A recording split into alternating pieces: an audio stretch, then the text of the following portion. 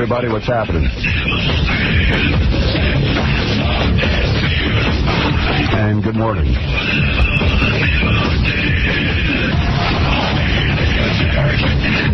All right.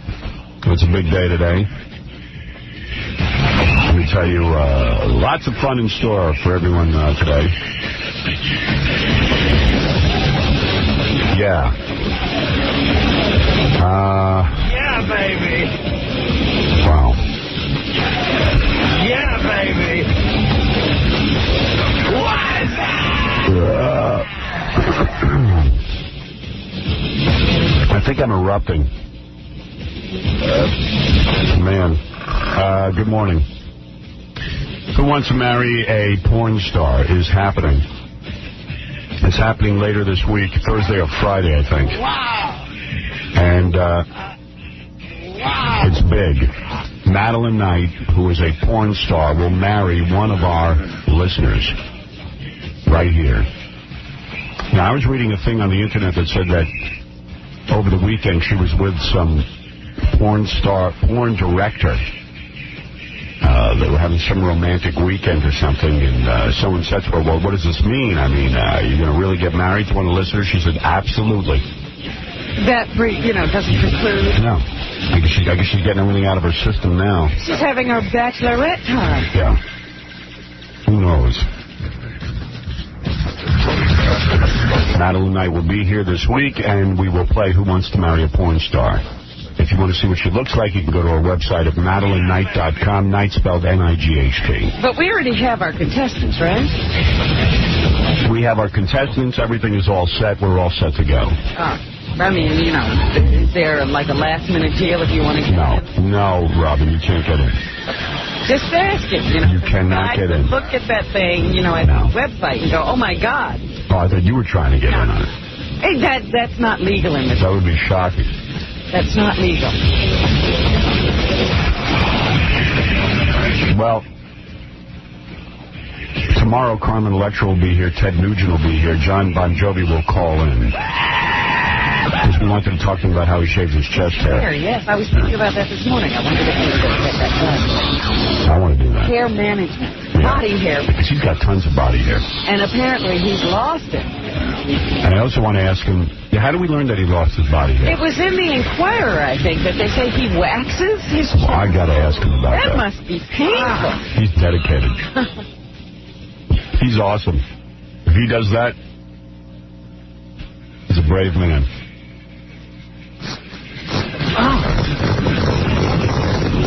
Braver than like a guy who goes and joins the army and goes to Desert Storm. Right. Braver. New respect. All right, we got to take a break. We'll come back. We'll get this thing going right after these words. I see the phone call. Time is quality time in the Stern household. Helen, how do you feel about the new Roosevelt football team? Do you feel that there's benefit educational-wise, or does it give the children that attend these games a feeling of belonging? I'd like to have your opinion. Well, I think that the Roosevelt football team is just wonderful, and I think when people go, they really get thrills out of it, seeing their own game being played. Thank you very much. One other question. Do you feel that the United States should remain in the United Nations, as a member of the United Nations? Howard? Yes, I really do. Is there any special reason why you feel that they should? Well, there should be peace in all the countries, and we wouldn't want any war. Because we don't want the Japs anymore. I told you not to be stupid, you moron. Ellen, I would like to ask the same question of you. Do you feel that the United States should remain in the UN? Yes, because I think it's very important and has been doing a lot of good for the country. And the world. Howard Stern Show. You don't know how many nights I wanted to knock on your door, too. Howard Stern. And remember, I'm a press man. The Howard Stern Show.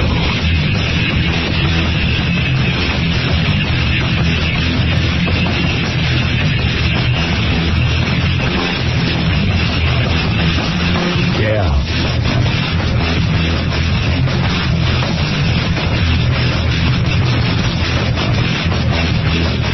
All right. Yeah. Yes, we are back, and welcome to the program. Papa Pohai has something to say. What is it, Papa? I'm really pissed off at John Rocker. Now I really hate him. Why do you hate John Rocker? He's ruined the whole weekend. Yeah. Because he's going to go to the Met game this weekend. They had to redo all the beer rules. Yes. So now For John Rocker. For John Rocker, because everyone's afraid There's that. special rocker rules. Yeah, everyone's going to get so drunk they can beat the crap out of him. Right. So instead of usually they stop serving beer in the 8th inning. Right. They're going to stop serving it in the 7th inning. But even worse than that, instead of buying 4 beers at a time, everyone's limited to 2. Because of John Rocker. Because of John Rocker. So ridiculous. Because you can't buy them from the same person twice. I don't know. And then, of course, you know it's costing the city $500,000. Yeah, if he goes on the number 7 train, they're going to send 9 cops down there with Why him. bother? They're going to have a cop on every subway platform. But how is it 9 cops end up costing $500,000? No. Why don't they pay the cops $500,000? They also hired 500 extra police officers at Shea for the 3 nights. It's overtime and all that stuff. It really adds up because that's double time. The city pays for that? Yeah. We have to protect them. Isn't that crazy? Oh. They say they're going to treat him like a visiting dignitary. That's so crazy. That's the same kind of security he's going to get. Don't people trust us to behave? No. I understand now that there was somebody who was assaulted in the park after the gay parade. Really? Who was it, KC? KC just got back from the gay parade in Chicago. Right? What happened to him? Why was he late? Why did he miss a day of work? Why? They couldn't get out because of the weather. And, he didn't get back till about midnight last night. Yeah. What's wrong with Chicago? That's not that far. I think it's our station told them that there's Hey, one Jackie, airline. how come you missed a day of work? What was your excuse? I was late. Are you talking to me? I was late over in Denver. You were late over? Plane was on the runway for about an hour and a half after it was an hour and a half late to begin with. And all of a sudden he said, we're going back to the gate. I don't think the brakes work. He pulled into the gate and we sat there for an hour. And then he said, the pilot said, the brakes are no good on this plane and there are no other flights. Get yourself a hotel room and we'll reschedule you in the morning. Nothing anybody could do. Nothing anyone could do. Nothing anybody could do. So I was supposed to leave right after the gay parade. Yeah. And I get up there, and it turns out that they canceled the flight, right? And they're not rebooking anybody until the next day. Right. So I try and get on any other flight that goes back, and they're not running because American Airlines won't have it. Won't have what? Won't reschedule anybody until the next day.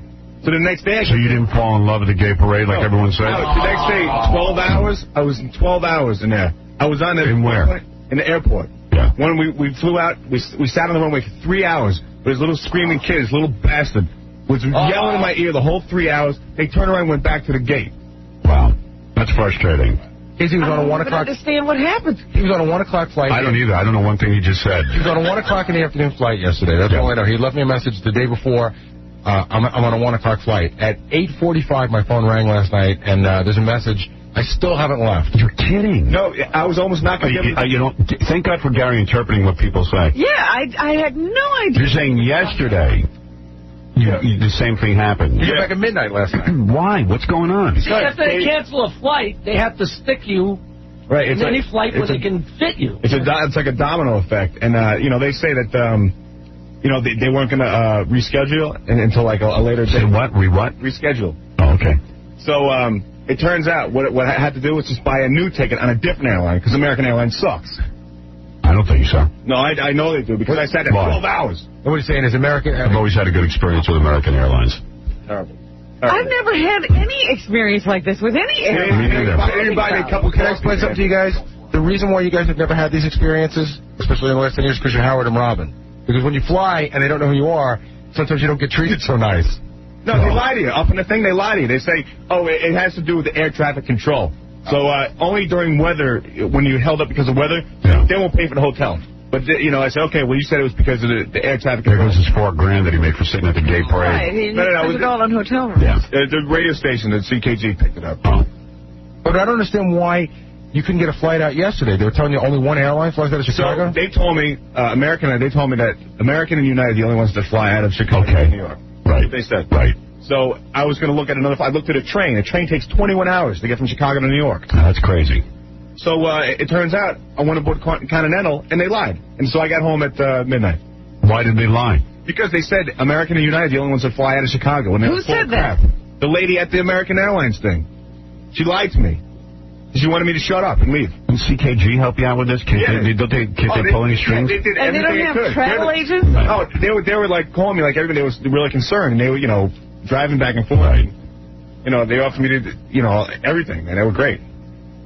I've heard, Howard, by the way, but they're flying to like Chicago, Detroit, the Midwest. There's always delays. It's just really tough weather-wise and everything else. And they push you along. Like I had a 6:30. What was the original delay? I don't understand. What was the weather problem? They said that there was storms in New York, and I told In New York, there was not one I know. I storm. talked to my girl. I said, "There's 90 degrees, there's nothing wrong." She goes, "Oh, well, that's what they told me." You know what I mean? So she's like, "Shut up and get out of here."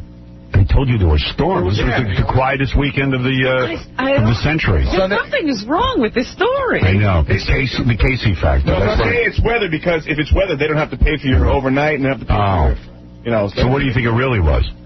Laziness. Laziness. They just didn't feel like flying that day. The weather was too good. What is it, John? You know what, I'm shocked because this happened to me once. Remember, guy, we had that appearance in L.A.? But it's clearly not weather. No, but they just... But sometimes they'll fly you into Detroit, a different place, then fly you to New York. Everything was... They couldn't fly you around the country. Remember, guy, when I flew all over? Fly me to Hawaii and then fly me back. Whatever we can do just to get a different flight. And they said, everything is booked. Everything. That seems so odd. It does seem odd. Howard, It doesn't make any sense. can I tell you just a really quick, funny John story? John and I had to go to Los Angeles. I flew out direct. I was in business class. I was very relaxed. I was watching a couple DVDs. John got on some weird flight after me. John went from New York to Atlanta to Chicago to Los Angeles. But only because I knew I had to be there. I said, get me there somehow. Right. So, but it worked, eventually. Because you had a gig. Yeah, but I'm saying I can't believe he couldn't have flew to 4 different places. That's what I said. Couldn't have flew? Couldn't have flown to, different places. Couldn't have flew. Like you could try to say, hey, listen, get me to Atlanta from Chicago. All right. So what happened when you got to the gay parade? How bad was it? I saw some of the tape, man. There were tons of people out there screaming you were a fag. It was a public flogging, is what it was. I felt like they just took me on stage in high school, just put my pants down. I would stand up there naked and I would just point and laugh at me. Right. That's what it was, man. It was just like this public humiliation at its... It seemed like there were a lot of people who were not gay were standing there watching you. Yeah, and making fun of me. Don't you feel Thousands. good that you attracted all those people to the gay parade? Well, you know what? It's like, I would probably go too if it was to make some poor schmuck that, took money to do something he normally wouldn't do. I was shocked that so many straight people showed up to the gay parade just to see him and just yell at him. Yeah, I mean, these guys had signs, and they were like chanting stuff. Casey's gay. There's a huge sign that says Casey gay on a building. I'm glad that he brought so many people out. And the thing was, Howard, it really started to kick in. I started to realize what I decided was when I was standing on the float. On the first tier of the float, they had all these gay guys from a gay bar with just socks over their pins. Yeah. Started dancing. And when they turned on the music, I was just standing there alone with all these gay guys.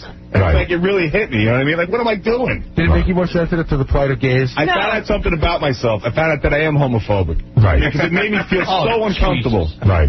But it's not like another sign said Casey is out. Yeah, and that was the other one. That was the other one. It's like, you know what? That's what I thought this was going to be about. This is what I'm portraying to people. That I'm coming out right now. You are. I'm not. You're not coming out for another couple of years. I don't think you're going to come out for a while. I'm not coming out at all. I want to see when he comes out for himself.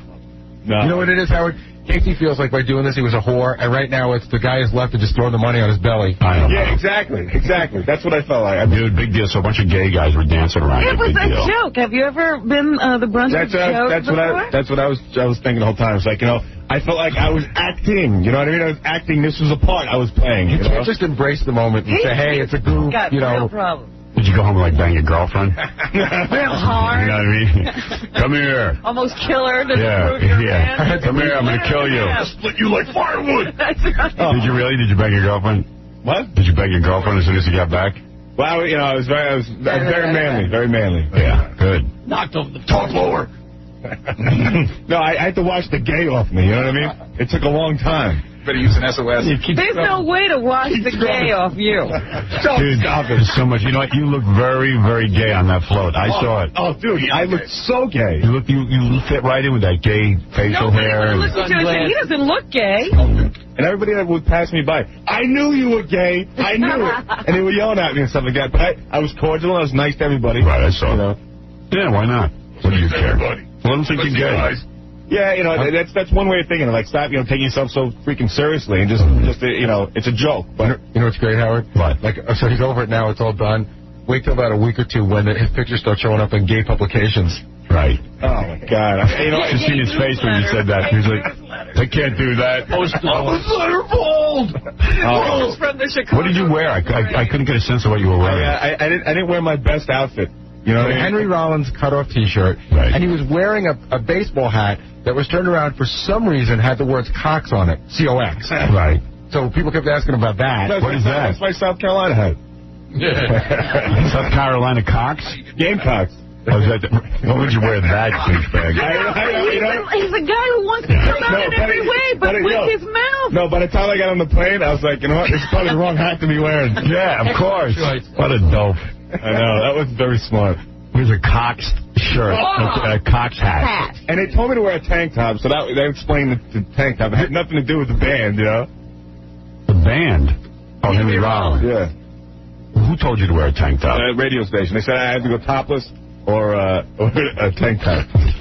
Well, people want to see a little skin.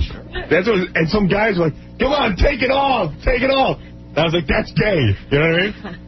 Twan, you're on the air. Yes. Casey is gay, and I love his ass. Thank you.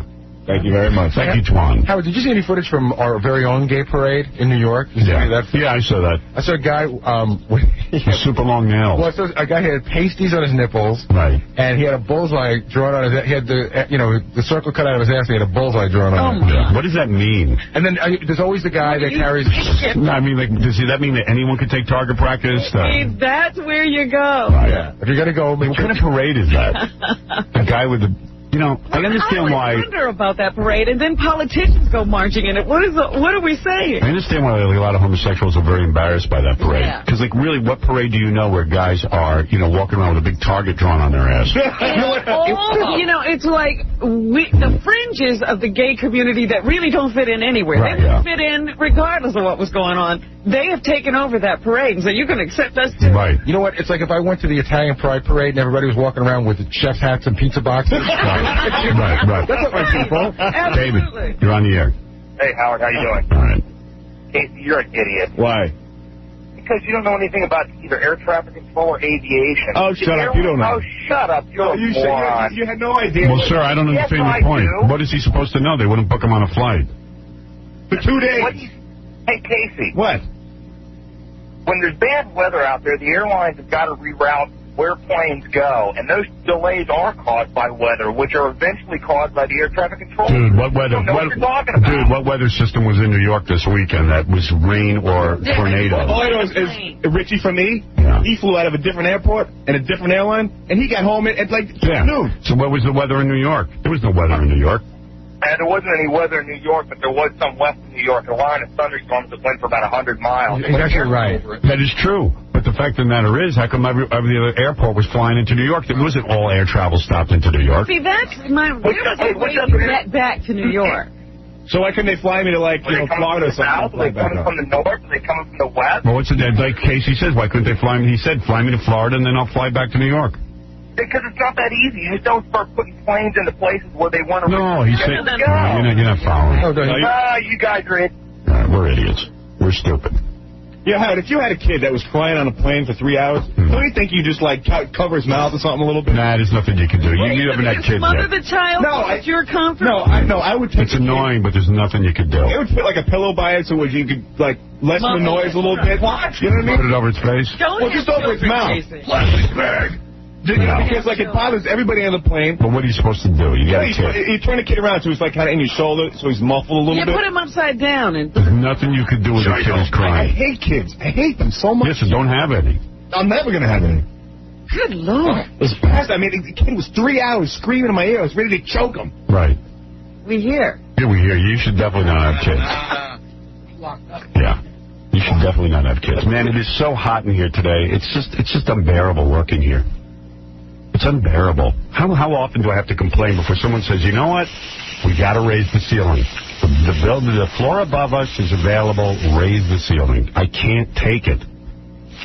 Can we turn out the lights, please? I can't take it. I'm sorry. I know we're taping a TV show, but I can't do it. I just can't take it. This is absurd. It's 190 degrees in here. I'm sweating. dripping off. This is not supposed to be a sport. This is like I'm playing a game of football. That's it. More lights on. That was the wrong way to go. Right. Right, that's good. Thank you. Nice. Unbelievable. So calm down, Casey. You're home. I can't see Robin. Wound like a... There she go. spring. It's black in there. Good. Can you put Robin's light on so I can see her? I don't know who you're talking to. I don't either. Oh. There we go. Good. Oh, now I'm being interrogated.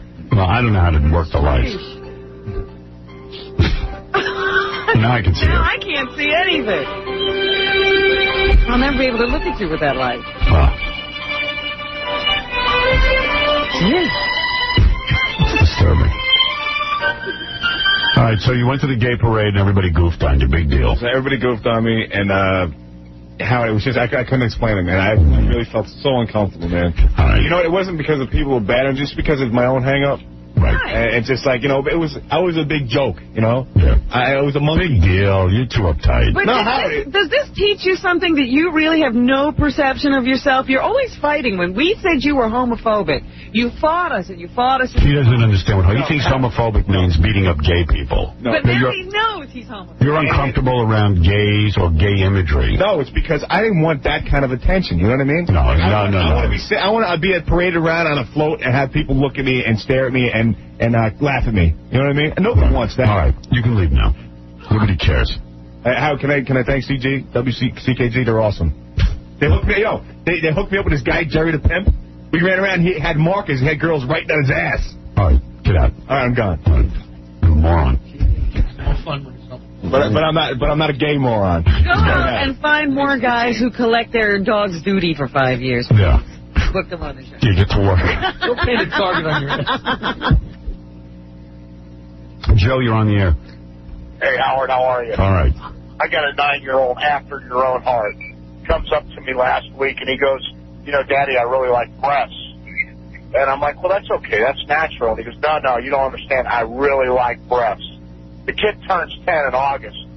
We bought him Britney Spears tickets at Gund Arena, and I'm going to try to get him backstage passes. And I'm starting with you first, Howard. What do you think? Oh, come on. Come on, get off my phone. backstage. Britney. Who cares? Who want that guy backstage? Kid after your own heart. Yeah. Speaking of backstage, that's a whole deal I got going on.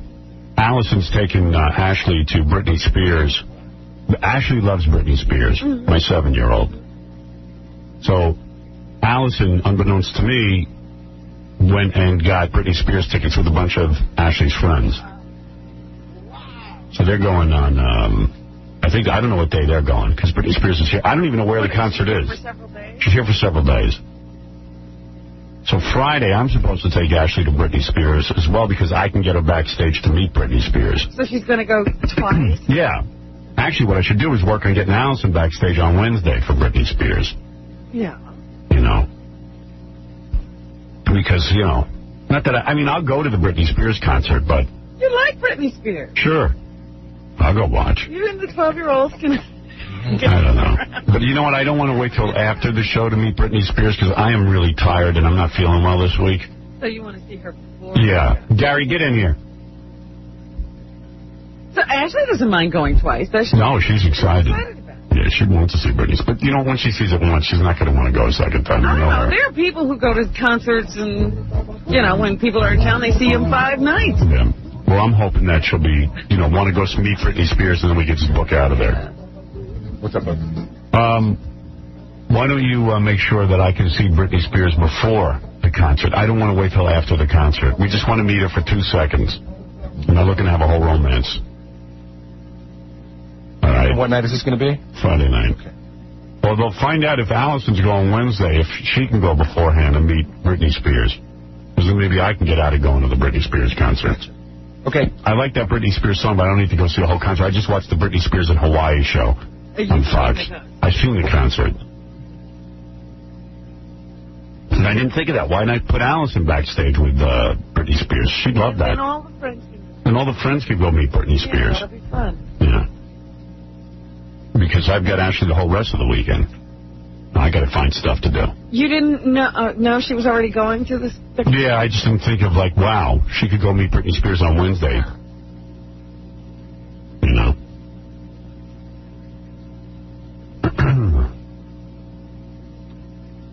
Because I just can't imagine walking backstage at a Britney Spears concert, you know, trying to get that whole thing hooked up. Because I told the kid, I'm friends with Britney Spears. I can get you to meet her. Yeah, but what? I mean, you know, I was being a big shot. You don't think that it would, What? You know, I don't know. Tell me. Maybe it'll be a better situation if you were there to... Possibly. That's what we're going to go find out. Yeah. I don't know. I want to make sure it's done right. Because after the concert, it'll be a madhouse, and then you got to wait to meet Britney Spears. Right. She's got a shower and all. Yeah, I mean, I'll just go insane. You after the show. Yeah, and I'll end up hating Britney Spears. You know what I mean? And I'll never meeting. And I'll also bust the door down and go, I'm meeting Britney Spears now. I'm getting in the goddamn shower with her. You know, after the concert, it'll be like 50,000 people waiting to take pictures of Britney Spears. And I know I'm asking for special treatment, but I don't care. I am not going to sit there and wait 2 hours after a Britney Spears concert. For Britney Spears. Yep. I hear you. Unbelievable. Jason, hi, you're on the air. Good morning, Howard. Good morning. First of all, I want to say F. Cabby. What's the difference between Jackie calling somebody to get a free hotel room in Florida and you're pulling all these strings to get Britney Spears, your daughter, to meet her? Big difference. Why? Because it's you, not Jackie? You hit it right on the head. It's right there. Right on the head. I just hope he understands that, Howard. I'm nothing. Well, no, he doesn't. Nothing against you. I just want to make sure that. And not only that, I'm not asking for free hotel rooms. In fact, I'm not asking for free anything. No, neither did I. Pay your tickets and you're just asking to meet your daughter. Right. I want to make sure Jackie knows the difference between him and you. Yeah, well, he doesn't. Thank you. The fact that I paid for that was edited out of E and Desktop. Paid her for what? Paid for what? Hotel room in Florida. Paid for that. I never heard that. Oh, stop it. And no one edited anything. Good. Okay. We edited it out. I didn't edit a thing out. Stop it. When do we edit the E! Show and edit your words out? Why do people think I didn't pay for that? Because you did. Because you didn't. That's why they think it. Hey, speaking of not paying, you got to hear this. I got an email from Jeff Schick, the great Jeff Schick from IBM. And he says, I'll read you his whole email. It's great. This is just the greatest. Jackie, you'll love this. Howard, I had a fun Friday night. Thank you for getting me passes. Stone Temple Pilots was great. He's at the DSP. Yeah. Right. And Jeff is such a great guy. He just stands there. He doesn't bother anybody. Never bother. You don't even know he's... You know what? I didn't even recognize him. He was wearing a baseball cap. He looked very hip. He's incognito. Yeah, it was great. He didn't even come up and bother me. He says to me, Stuttering John flew there in a helicopter? ? He didn't have a way to get home. I saw him appeal to Tom Chiusano and Steve Kingston with no success. So evidently he was begging them for a ride. Like it's up to them to get him home. Having a kid. I was leaving at around 11:30 p.m. Stuttering John asked me for a ride. He wants to go to New York City. Yeah. I got to tell you, I was so scared that John was going to ask Jeff to drive him all the way to Long Beach. Wait. Listen to this. Stuttering John asked me for a ride. He wants to go to the city. My home is not near New York City. In fact, it's 20 miles away in the opposite direction. That's not the direction he's supposed to be going. No one else is going to New York City. I'm tired, but I give John a ride to a hotel near New York City so he can take a car in from there. Here's the insult. Can I borrow $40 for the cab? Oh!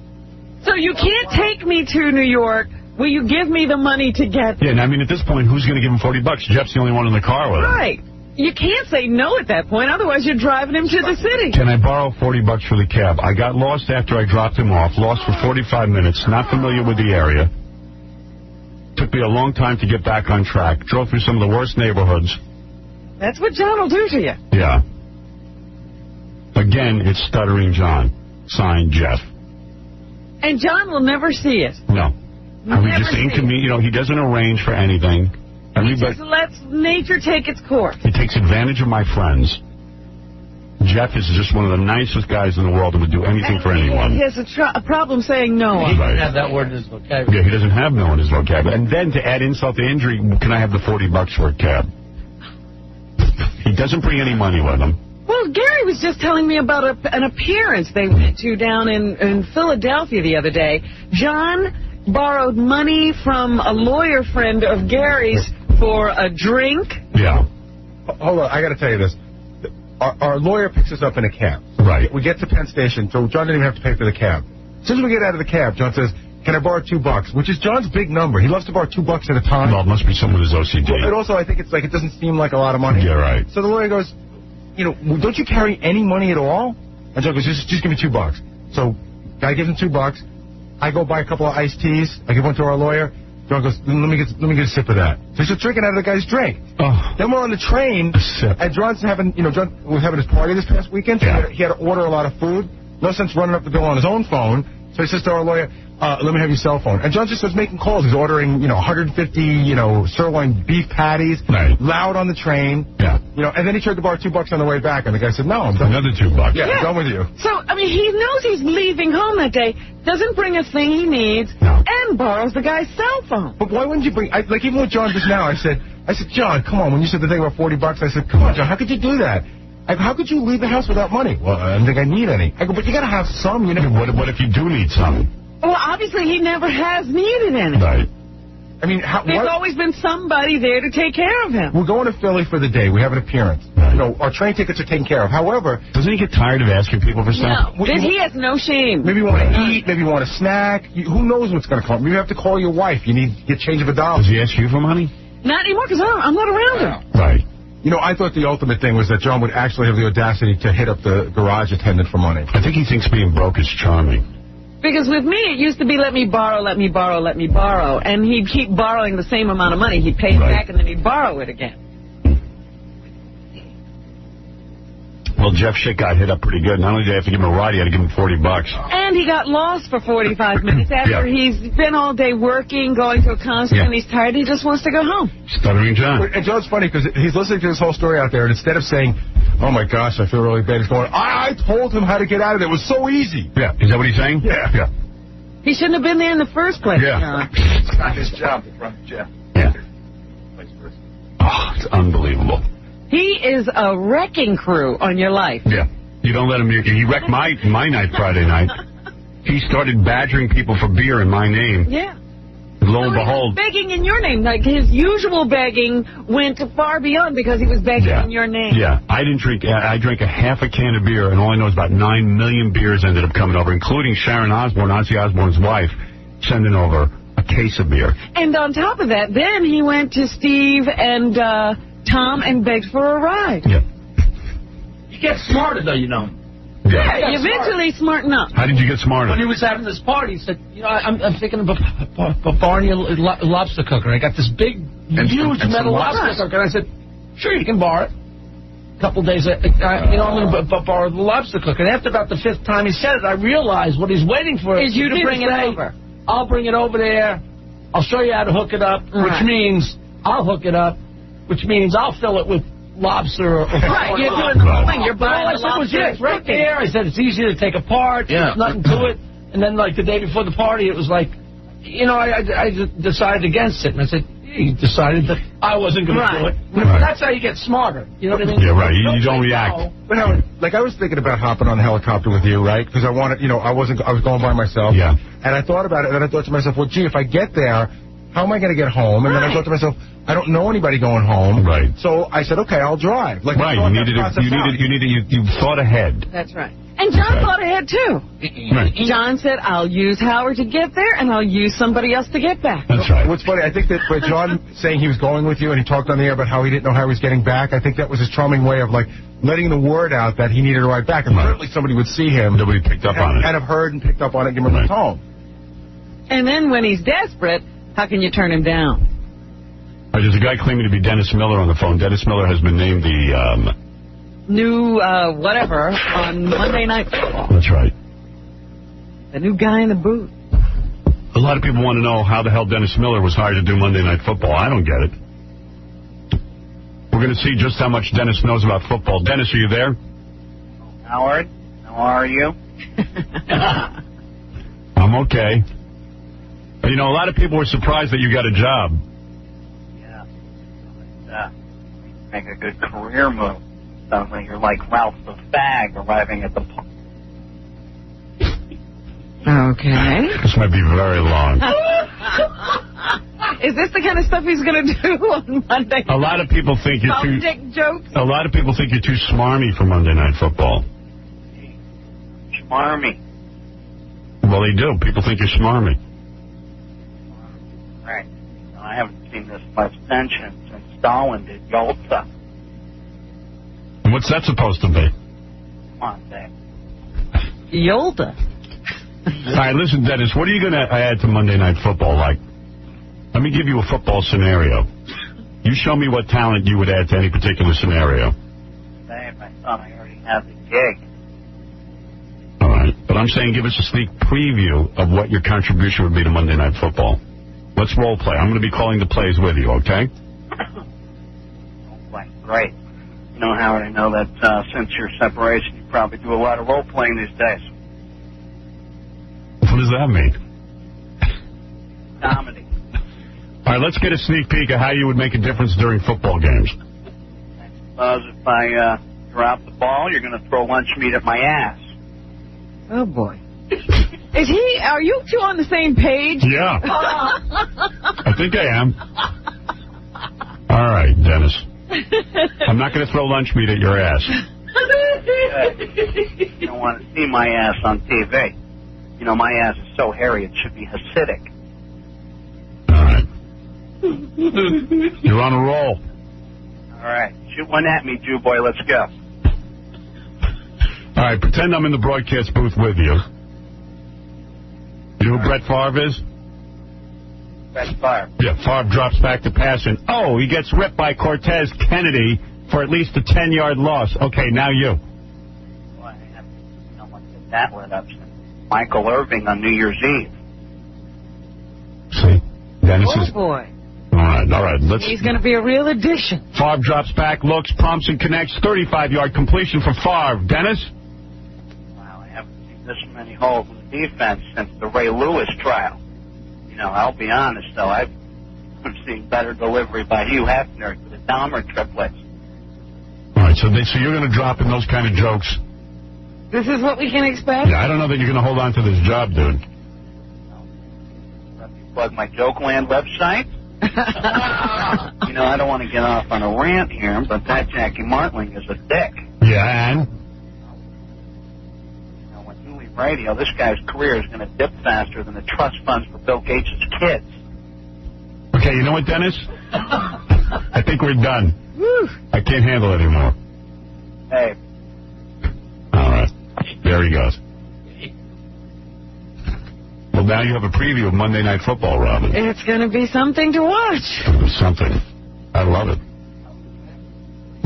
It was about as accurate as it gets. In pants. All right, we got to take a break. We'll be back with more of this show right after the Stern Show. He's cool or not, I can't tell. Let's go back to the telephone now. And Casey Armstrong. Casey, are you with us? Yes, I'm here. Did you see what happened this morning?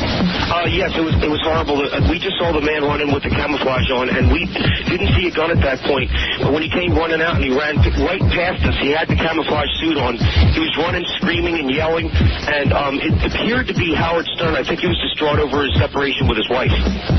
You mean this man was acting out as Howard Stern, the radio shock jock personality? Yeah, he was upset about the... All right, back here at CNN Center. A bunch of stuff going on around town. First of all, Sammy Sosa is going to be with the New York Yankees. They said by tonight that could happen. Yeah. The Yankees need pitching. Yeah, but that guy will bring people into the park. You know, it is a business. Yeah, but they need pitching. Winning brings people into the park, too. Yeah, I know, but I guess no pitchers were available. So they got a guy who could hit I guess. to make up for the lack of pitching. Maybe that's it. That's kind of exciting, though, I guess. It would be fun to have a big slugger in New York. Yeah. Sammy Sosa. We already told you that John Rocker is just ruining this weekend. In fact, if you want to buy beer at Shea Stadium this weekend, you can only you have to do it early because they're afraid people get too drunk and then throw things at John Rocker. Right. So. And remember, you can only buy 2 at a time. Yeah. You can only buy 2 at a time. Rocker rules for beer. Right. Can you imagine that? And they're saying it'll cost $500,000 for John Rocker to ride the subway. And, you know, the other thing that you hadn't mentioned was there's this comic book they're going to be giving out to fans under 14 when they come to the ballpark. Yeah, what is that? Weekend. You know, they always give away things. But they had to come up with a giveaway that wouldn't hurt somebody if it was tossed on the field, because Rocker's going to be there. So they came up with these comic books. Yeah, and it's Mike Piazza as a superhero. Yeah. Armando Benitez, Robin Ventura, and John Franco all as superheroes. Right, like the Avengers. Yeah. And the villain is somebody who hates New York. So they have this multiracial team of superheroes to vanquish this evil person who doesn't like New York. Now, who could that be? Nobody messes with our city and gets away with it. Let's move. Yeah, let's move. Let's move. Now, the most shocking thing to me is that Ellen Barkin is marrying Ron Perlman this weekend. Isn't it like tomorrow? It's a billionaire Ron Perlman will march down the aisle for the 4th time tomorrow and marry actress Ellen Barkin. The Revlon czar and the sexy blonde film star will wed in an early evening ceremony at an Upper East Side synagogue, and then have a reception for 75 guests. This guy's beaten down. He's only having 75 guests. He knows. He says, what a mockery. Let's not make a big spectacle of it. Because we're going to be divorced today. You're going to be reading about Ellen Barkin and Ron Perlman fighting. They're nasty divorce in a couple of years. Fighting over their assets. Ron Perlman's worth about $5 billion. How could he still be worth that much? I don't know. I think he signs a lot of prenuptial agreements. I guess the wives don't get that much. Let's see. So they're getting married. And you know she doesn't love him. I mean, you already know that.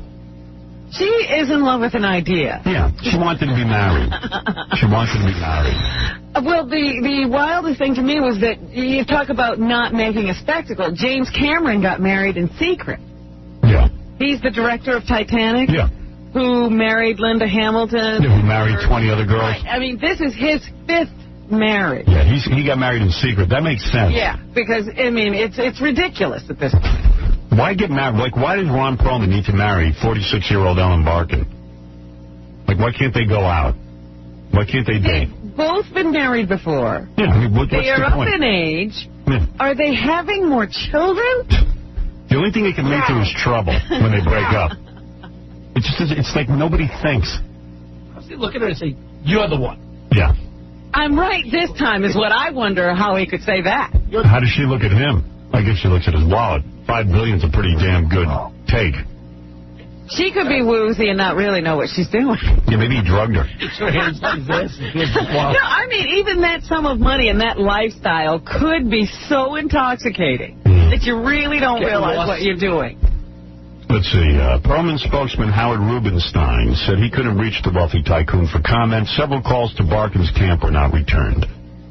But the source said Perlman, 57, and Barkin, 46, put the finishing touches this weekend on their hush-hush nuptials. I think they were in love with the idea of getting married. It's a fun party. These guys love to party. Ron likes running around with these beautiful women. And they like rich men. It's his 4th marriage and her 2nd. The couple have no immediate plans for a honeymoon. They could go anywhere in the world from Antarctica to the North Pole, but for the time being, they're just going to stay in New York City, which they both love, the source said. Well, it's not a honeymoon when you're with Ron Perlman. Right. Every day's a honeymoon. Perlman is worth nearly $5 billion. Well, there you go. Perlman's other former spouses are Faith Golding, a one-time Post gossip maven Claudia Cohen. Of course, the one he can't get rid of. He has 5 kids. Patricia Duff. Right. Barkin was famous for her movie in the 80s, Sea of Love. How long ago was that? It's been a long time. Yeah, The Big Easy, in which she had a steamy love scene with Al Pacino and Dennis Quaid. She was previously married to hunky Irish actor Gabriel Byrne. That you can understand. Right. That seems reasonable. With whom she had 2 kids. Another 2 kids got to get used to Ron Perlman, and then, of course, they'll be involved when they get divorced. They're off at a boarding school. You know, like they don't even deal with the kids. Is that true? You don't know I don't that. know. I just imagine they No. ship them off somewhere. I don't think that's the case. I don't know what the case is. It could be.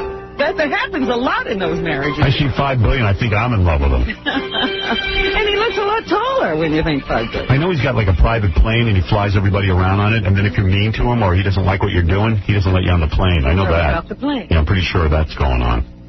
That's one of his MOs.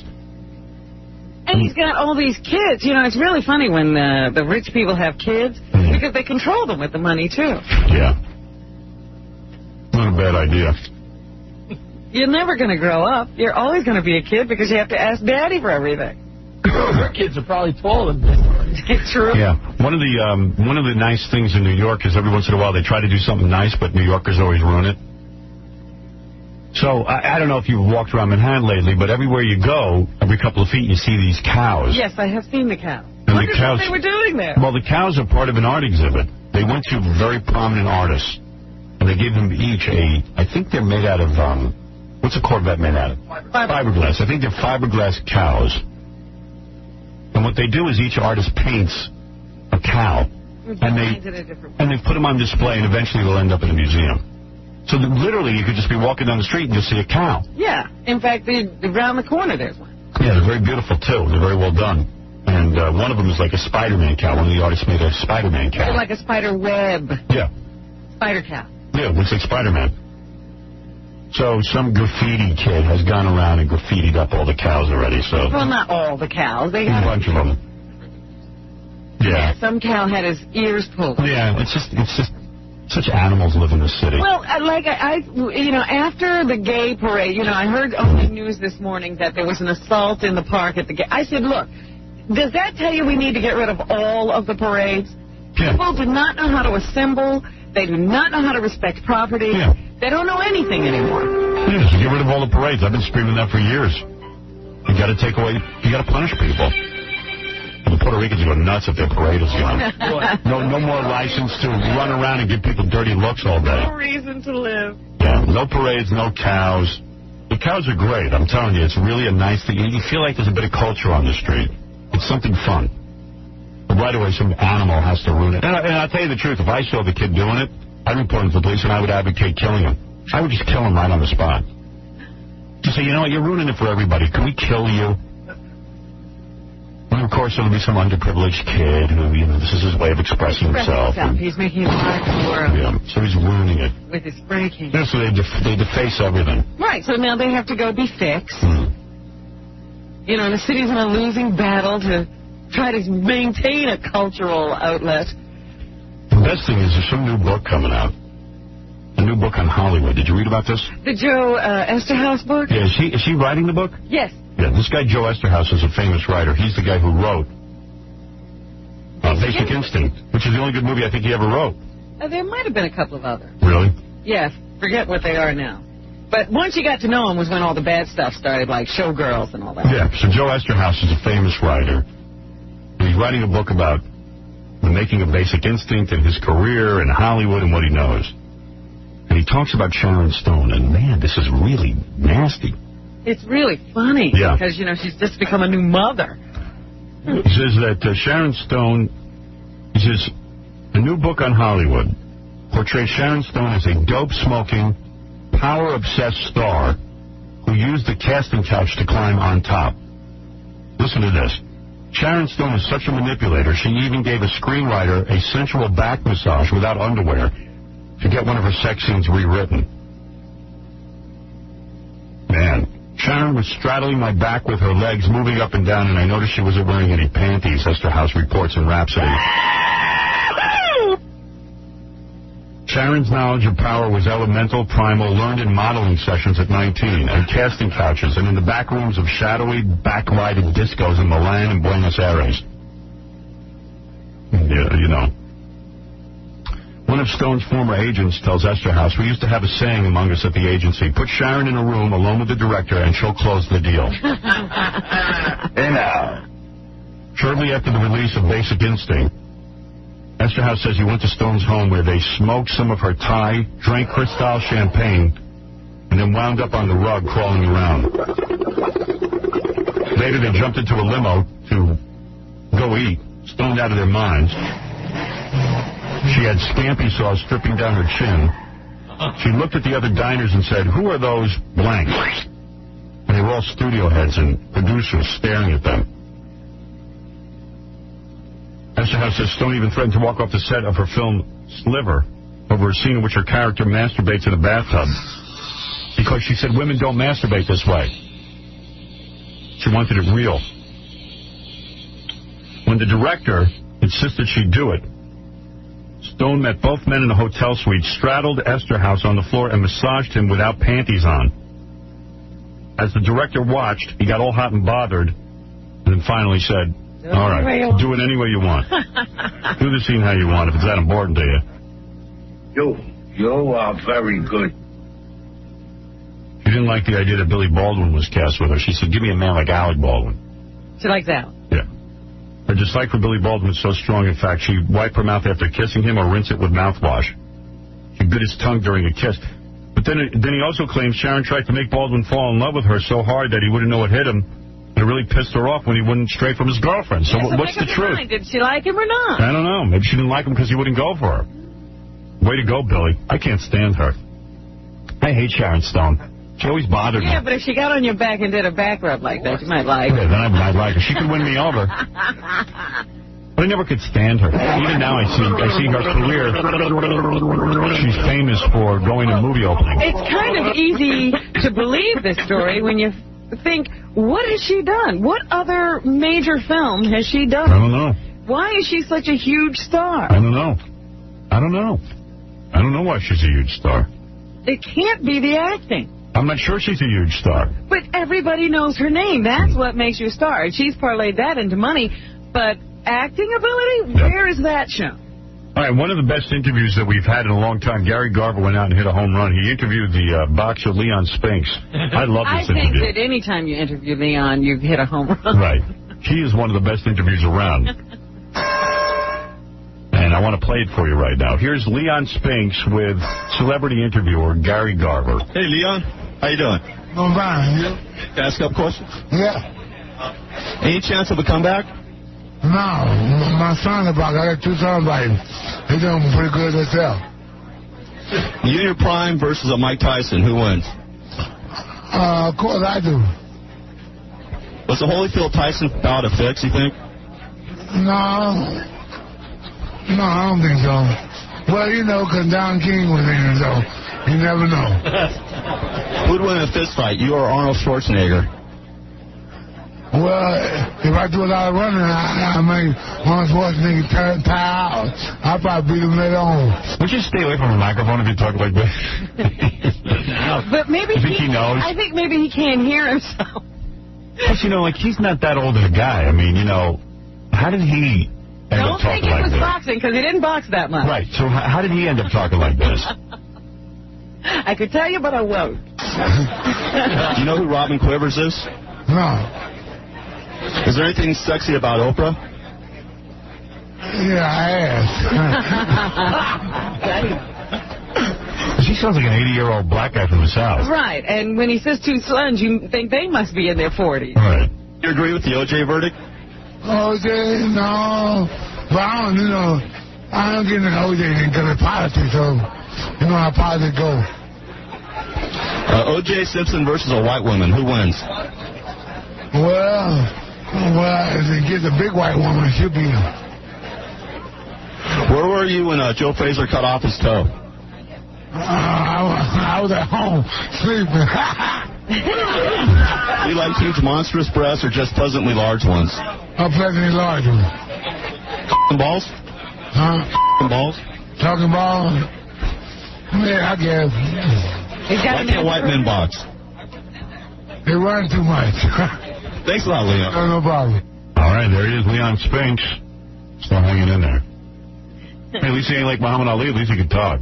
Please. He's younger than Muhammad, you know. Well, you never know. He can catch up with him. Years ago when we were at NBC Radio, we had on this guy, Steve Landisberg. He's a comedian, and he got a shot on Barney Miller. He used to be one of the detectives on Barney Miller. Yeah, and we thought he was cool. Well, we had him on the show, and the guy was just a total dick to us. I mean, he was just dicky. I can't describe it any other way. He wouldn't answer any questions. He was just being difficult. I don't know why he was there. Yeah, we were like, why are you here? You don't want to answer any questions or play along. And we're trying to interview you. And just, I remember, like, people have always said to me, like, who was a bad interview? And I always point to Steve Landesberg. I couldn't figure it out. I figured, well, maybe the guy just didn't like me or something. But Gary Garver was at the same event, whatever this was, and he ran into Steve Landesberg, and Steve Landesberg was just as dicky. And you know what? You think the years might have humbled Steve Landesberg. I mean, nobody even knows who he is anymore. Steve, how you doing? Hey, how are you? Can I ask a couple questions? Why not? Who are you? I'm with Infinity Broadcasting. What? Infinity Broadcasting. Oh, yeah? What are you, on your own? Sort of. You're freelance? No, I work for the KLSX. You heard of that? No. 97.1? Not really. Who will you be voting for in the next presidential election? It's none of your business. But do you think the fun... I have all these questions written down, and you're going to stand here and do an interview like that? Yeah. No, I don't want to do that kind. That's too boring. This won't be boring. No, it is boring when you have questions. Well, if can I ask you one question? When you have it written, it's like, what's your name? No, that's too... No, let me see. What do you think those questions? All the questions written down. What's so odd about having your questions written down? People write down their questions. Who's he angry at? I mean, what is his problem? No, I don't. No, I really. Okay, get the mic out of my face. What do you think of Howard Stern? You don't like him? Get the mic out of my face. I like that. Like, get the mic out of my face. Yeah, I mean, he's pissed. Yeah. Jeez. Big Black, you're on the air. Big Black. Hi, Howie. How's it going? All right. Howie? Whatever. Go ahead. What's up? I had an interview from Access Hollywood, Al Michaels, and surprisingly, he said he actually interviewed Dennis Miller, and he's going to be great. He actually Yeah, actually I'm sorry, I'm eating some tuna fish. Yeah, why bother to call us when you're eating? I'm sorry. I want to know how he affords tuna fish. Tuna fish at this time of the morning? Yeah. Well, I can afford it. Tins of tuna.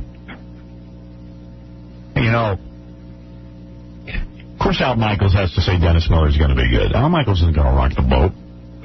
Well, let me play this back. And they're going to have Rush Limbaugh filling in, too. They're trying Trying to anything. destroy Monday Night Football. Yeah.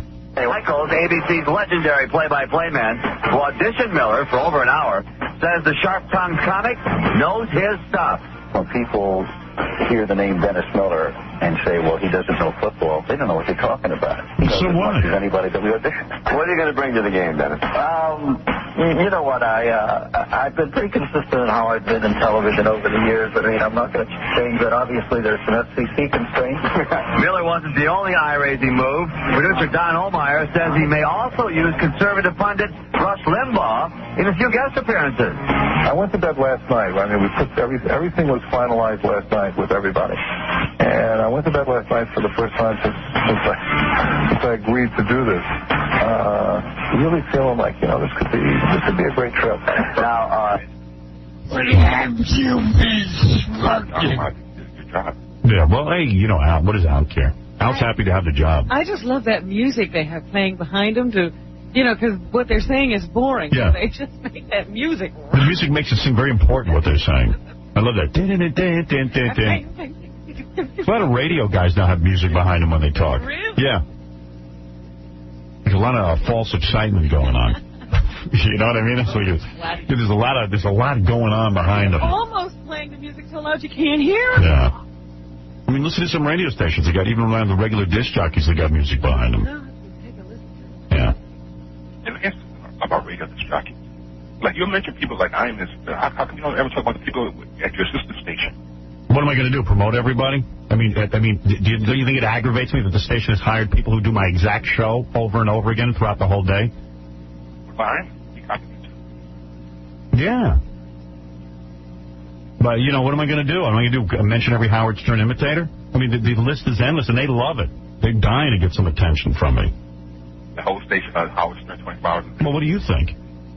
I mean, it's laughable. I mean, it's like the Howard Stern handbook.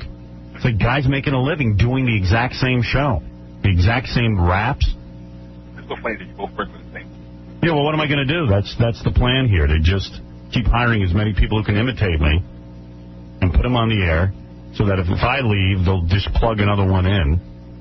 But you were going to start your own network at one time. Yeah, you know what? I don't care anymore. I decided I don't care. What kind of people were you going to use? I had a guy that I was going to put on first, and then you know what? I decided just not to go ahead with it for a bunch of different reasons. I'm going to be doing a Howard Stern Network, but in a different way than you might even be thinking. I'm going to revolutionize this whole thing. You sticking with radio then? No, not necessarily. I have a whole thought about networks and how to make them real. But you know what? I don't want to reveal my plan yet. Not the Big Black. Yeah, and believe me, Big Black, you're not a part of it, so. What? Yeah, I have a great idea, but if I let the idea out, my imitators will beat me to it. But, you know, you always talk about people who quit bands or quit TV shows. But you're talking about quitting radio. That's the number one thing, though. Yeah, but I've been doing it for 20 years. So you just say, you always say, stick with it, stick with it, stick with it. Yeah, and you get up every day at 4 o'clock in the morning. Well, he's stuck with unemployment. Yeah, that's true. You're sticking with it. No, I'm saying I think I've given it a real good run. I have my own thoughts, but, you know, it's just aggravating. And then what I even love more is the Howard Stern imitators like to bash me. I love that. That's the thing that really is the best. Because they all try to act like they're doing something different. We're the young guys. We're the new guys. We're doing, you know, we're the future. And it's like, you're the future of what? You're doing the same exact thing I'm doing. Down to almost the way I talk. It's almost frightening. Yeah, but you got to expect that because you revolutionize radio. Yeah, revolution. But how do you explain to your audience? How do you go on every day and talk about how bad I am? That's what I want to know. How do you even explain that? How do you even say that with a straight face when you're doing the exact same show? Or what about the guys who say they never heard me? But sound just like it. Yeah, but just ironically sound, you know, in some parallel universe, they somehow ended up talking exactly like me and doing the exact same bits. Down to lesbian dating game. Down to calling your hate mail on the air. Down to... I mean, Jesus Christ. It sickens me. It sickens me because there's a lack of originality. There's nothing... Nobody said, hey, you know what? Radio's open and free. Let's take it a step further. Let's do something new. What about, like, when Ford invented the Model T, and, like, Chrysler came along? I mean, certain things you just can't, stop. People are just going to imitate the quality. Well, you're talking about the invention of the car versus somebody's personality? I mean, how do you compare those two? But you got the personality that works for radio, man. People got to copy you. I don't see how I don't copy anyone. I don't see why you would have to copy me. The idea would be to go on and be yourself. Yeah. Maybe that would make you kind of original, but they're all being Howard. What's even weird is, okay, so imitate the format, but come up with some new material even. My imitators are screaming about Imus, like they have a beef with Imus. I'm reading the newspaper. They're talking about how they like to see Imus fall off his horse, and they're really glad. It's the same bit I did that morning, but I understand why I'm angry with Imus. I had a real history with the guy. I had an issue with this guy. Why would they be angry at him? How do they explain that? Well, they said that, they were not being angry. They were just doing a bit. Oh, they're just doing a bit. They heard it on the show this morning. But what are they going to do? The thing you do today is laugh about Imus falling off his horse. Right. Well, why would you hate? Why would you be angry with Imus for no reason? Why would you be upset by, or laughing at a guy who falls off his horse? Yeah, I mean, like, do they hate him? For what reason do they hate him? I mean, in other words, they skip a step. Yeah, they never really got involved with Imus. They're not involved with anything except what I'm involved with. They play my sound effects. They do the Jackie references. I mean, it's sad. We got one guy who calls his producer Baba Booey. Really? Yeah. And he said, you know that everybody knows that's the universal term for producer. Yeah, that's what the guy said. It's a universal term for the producer, Baba Booey. Baba Booey. Well, I mean, it's unfriggin' believable what has gone on. But the thing is, how come you can't control the people on top of your I can't control. I'm going to control the people in my company. It's not my company. I mean, you're the one. No wonder you don't work for a living. Why didn't you control AT&T when you worked for them? Yeah, how come you didn't tell them what to do? Yeah, but I didn't make Mel. You made Mel. I didn't make Mel. Didn't see it that way. I see that. Well, good. Go tell Mel. Look at where you're sitting. You've been around your coattails for 20 years. Mel. Right. Right? Right. And what's the deal with Crazy Cabby, man? You don't like him? To me, he sounds like a guy who should be on like a morning Zoom show. I don't know. I like him. I spoke to him last night. My favorite thing on the internet is read Crazy Cabby, like, hate mail. Yeah. I think it's funny. I mean, I don't know. I think the guy's a good guy. I think he's got some interesting stuff to say. Turn off the radio as soon as you mention his name. Right. Turn it off for half hour. Come back later. All right. All right, bro. Thank you. So silly. I'm not sure whose side he's on. Trying to antagonize you. Yeah, but he's trying to get me juiced up. Brian, you're on the air. Hey, Howard. Yeah. Hey, I'm from Pittsburgh here, and I know Dennis Miller. I've played football with him. I've watched football with him.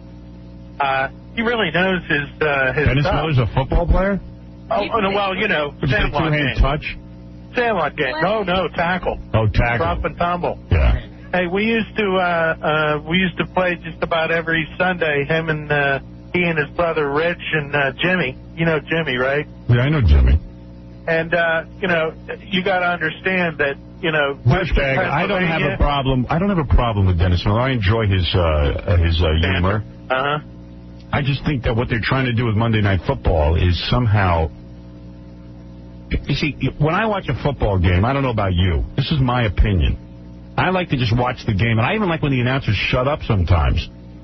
I do too. I don't need a guy cracking jokes. I just like the game. The game is what brings me there. No amount of jokes are going to keep me watching a game or get me to tune off a game. I think he can actually add some insight into the game. But why Dennis Miller? Why not a guy who actually plays the game? Because, you know, Boomer was a bust. And so was Boomer was a bust. Derdorf, he was horrible. I mean, he was just terrible. It was. Hey, listen. I'm not a big Monday Night Football watcher anyway. You tell me if you are, you watch and tell me how he does. What do I? I'm not. Who cares? I will do this. In fact, if anything, at least it's get people talking about Monday Night Football. It certainly has happened that everybody's... Yes. Hey, you know, there was one other thing. Dennis Miller, the problem with Dennis Miller is, and I think that most people will agree with me, he is an acquired taste. This is not a guy who is loved in the Midwest. People don't respond to this guy. They gave him a network show that failed. He's got a show on HBO that really is a failure if you look at the numbers. But on HBO, they let things run because they get critical acclaim. And they're into narrow casting and getting people to tune in to HBO, even if there's only a few people who like it. Well, he's a smart ass. He's been that way his whole life. Right. So and he's doesn't play in Peoria. That's right. So it's an acquired taste. I don't know that this is good. But, hey, listen, what do I care? Who cares? I hope he has a great career. What? You know when you came out in your book, you know, and you talked about your OCD? Yes. You know, you gave Stuttering John, like, carte blanche to do anything that he pleases, and he can just blame it on that? I don't remember saying that. So, I'm telling you gave what, him carte blanche. He glommed onto your problem, and he says, oh, I have it too, and now he can do whatever I don't recall writing that. Okay. He's not saying you wrote that. He's saying John took that as carte. Oh, I see. Okay. And now he can do whatever he wants and just, No, he can't do whatever he wants, believe me. Hi, Chris, you're on the air. Good morning, Big Snod. Hey, Howard, listen up. I've been listening to you for about 5 years. Thank you. And you're complaining more and more every day. Well, whatever, so don't listen. Hey, I'd like to listen, but we just don't... You don't want to listen to the complaining? Don't listen. What do you want from me? I don't know how to please you, douchebag. Why don't you just get on with the show and stop complaining about other people? You can tell that you're getting tired of it because you're worried about everyone taking over. I'm not worried about anyone taking over. Somebody called up and asked me, how do I feel about the state of radio? I said, it's pathetic that guys are making their careers off of repeating things I've done already. That's all. What do you want me to do? Interview people. Get out of here, you cretin. No, listen to me. If somebody asks me a question, I can't answer it? Aren't you complaining, you fool? No, you're complaining about other people. I'm not complaining about anybody. I said the state of radio is appalling. That people who sit and build careers off of my hard work would sit there and badmouth me. You don't find that irrelevant? Listen up. Please don't drive carefully. Listen up. Just move forward, quit worrying about everybody else. I'm not worried about anybody else. I could give two rats' ass about anybody else. That's a lie. What? Now you're telling me I'm a liar. You're calling me a liar. You start off the conversation by commenting on the size of my nose. Through the course of the conversation, you call me a liar. You tell me that anything I say is not relevant, that I can't complain about anything. Who are you, Les Moonves? No, what I am is a listener who... I don't care. I don't want you to listen. I want you to go away. I don't even want you as a listener. I'm the only radio guy who'll tell you not to listen. Do me a favor. Die. How's the work? Die already. Get off the planet. Contract a disease. Yeah, with that new DNA stuff, they're going to get rid of all the disease. Yeah, great. Everyone will live longer. They said you could live to be 1,200. Right. Did you see that? Unbelievable. PJ, hi, you're on the air. Yeah, Howard. Hi.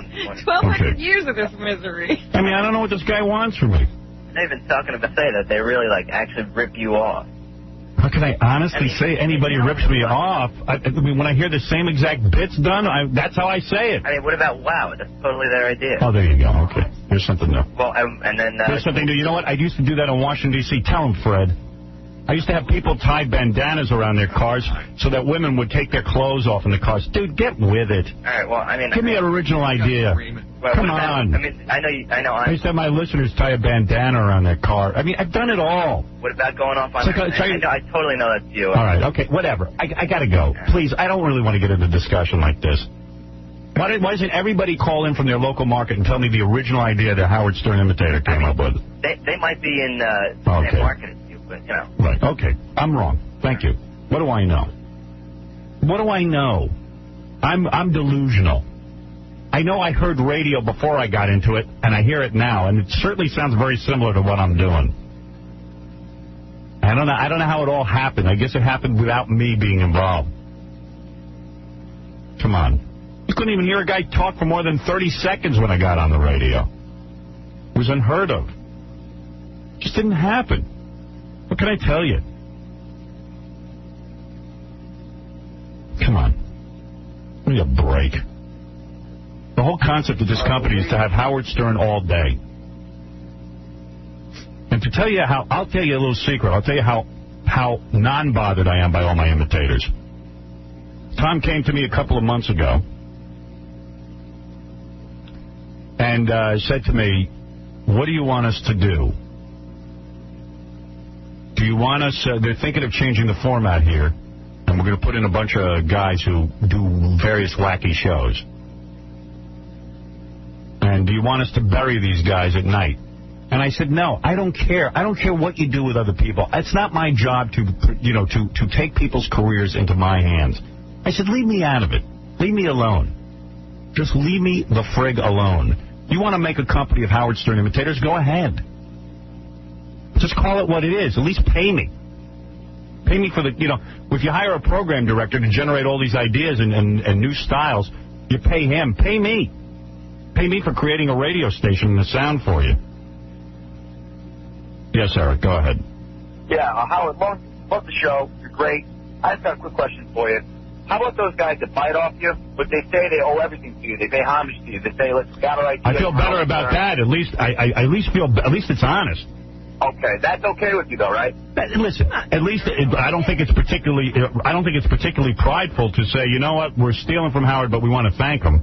Right. Okay. But I think it's a little better to at least admit it. I mean, it's obvious to everyone who listens. Great. All right, thank you. Okay. All right, listen, enough of that. We have to move on. I have so many things to get to this morning.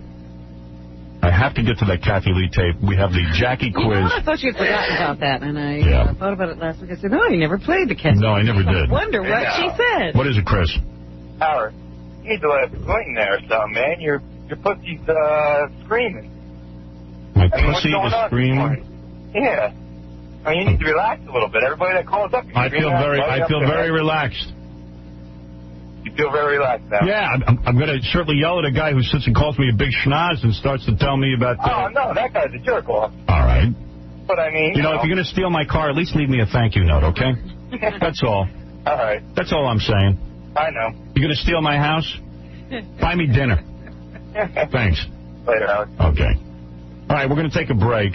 Let me remind you, too, that later on this week, Who Wants to Marry a Porn Star will happen. That is actually happening. Yes, Madeline Knight will come in here and marry one of my listeners. For real. I'm serious. And you said she was seen canoodling with somebody not too long ago? Yeah, over the weekend, somebody said on the internet they saw her, like, being very close to some movie producer, some porn movie producer, but I guess she's getting her last licks in. Now, her husband would have to be open-minded enough so that she could continue her career. Right. Well, we're going to find out, aren't we? Who Wants to Marry a Porn Star? Also, in a related event, Darva Conger will be here. She's posing for Playboy. Has posed? Yeah. Playboy must be coming out. George Clooney, Little Kim. Tomorrow, Carmen Electra, Ted Nugent. John Bon Jovi will call in. We want to ask him about, does he wax the hair off his chest? Because I want to learn more about that. I really do. Yes, Bobby, go ahead. Hey, Howard. Yeah. I only want to say you have the best show out. Well, thank you. I think so. I'm calling from upstate New York. Thank you, Bobby. In Utica. Thanks, Bobby. And you are the king. Thank you. All right, brother. Yeah, Mike, go ahead. Hey, Howard. Yeah. Listen, I'm listening to you for like 18, 19 years, man. You're the funniest thing that's ever happened to radio. Thank you. All these other guys are copycats. But how do you think I feel when my company even syndicates these guys? I mean, they wouldn't even let me syndicate. You don't know how I had to fight. You don't know how I had to fight with this company to syndicate my goddamn radio show. All of these other DJs should get together, have an award show, and honor your ass. Well, of course. You are the king of, and you gave them their livelihood. Right, thank you. All right? Thank you. Have a good day, Howard. Right, of course. Now all of a sudden, it's what you do. Yeah, I don't spend my day thinking about this stuff, but if someone's going to call me and ask me, I'm going to comment.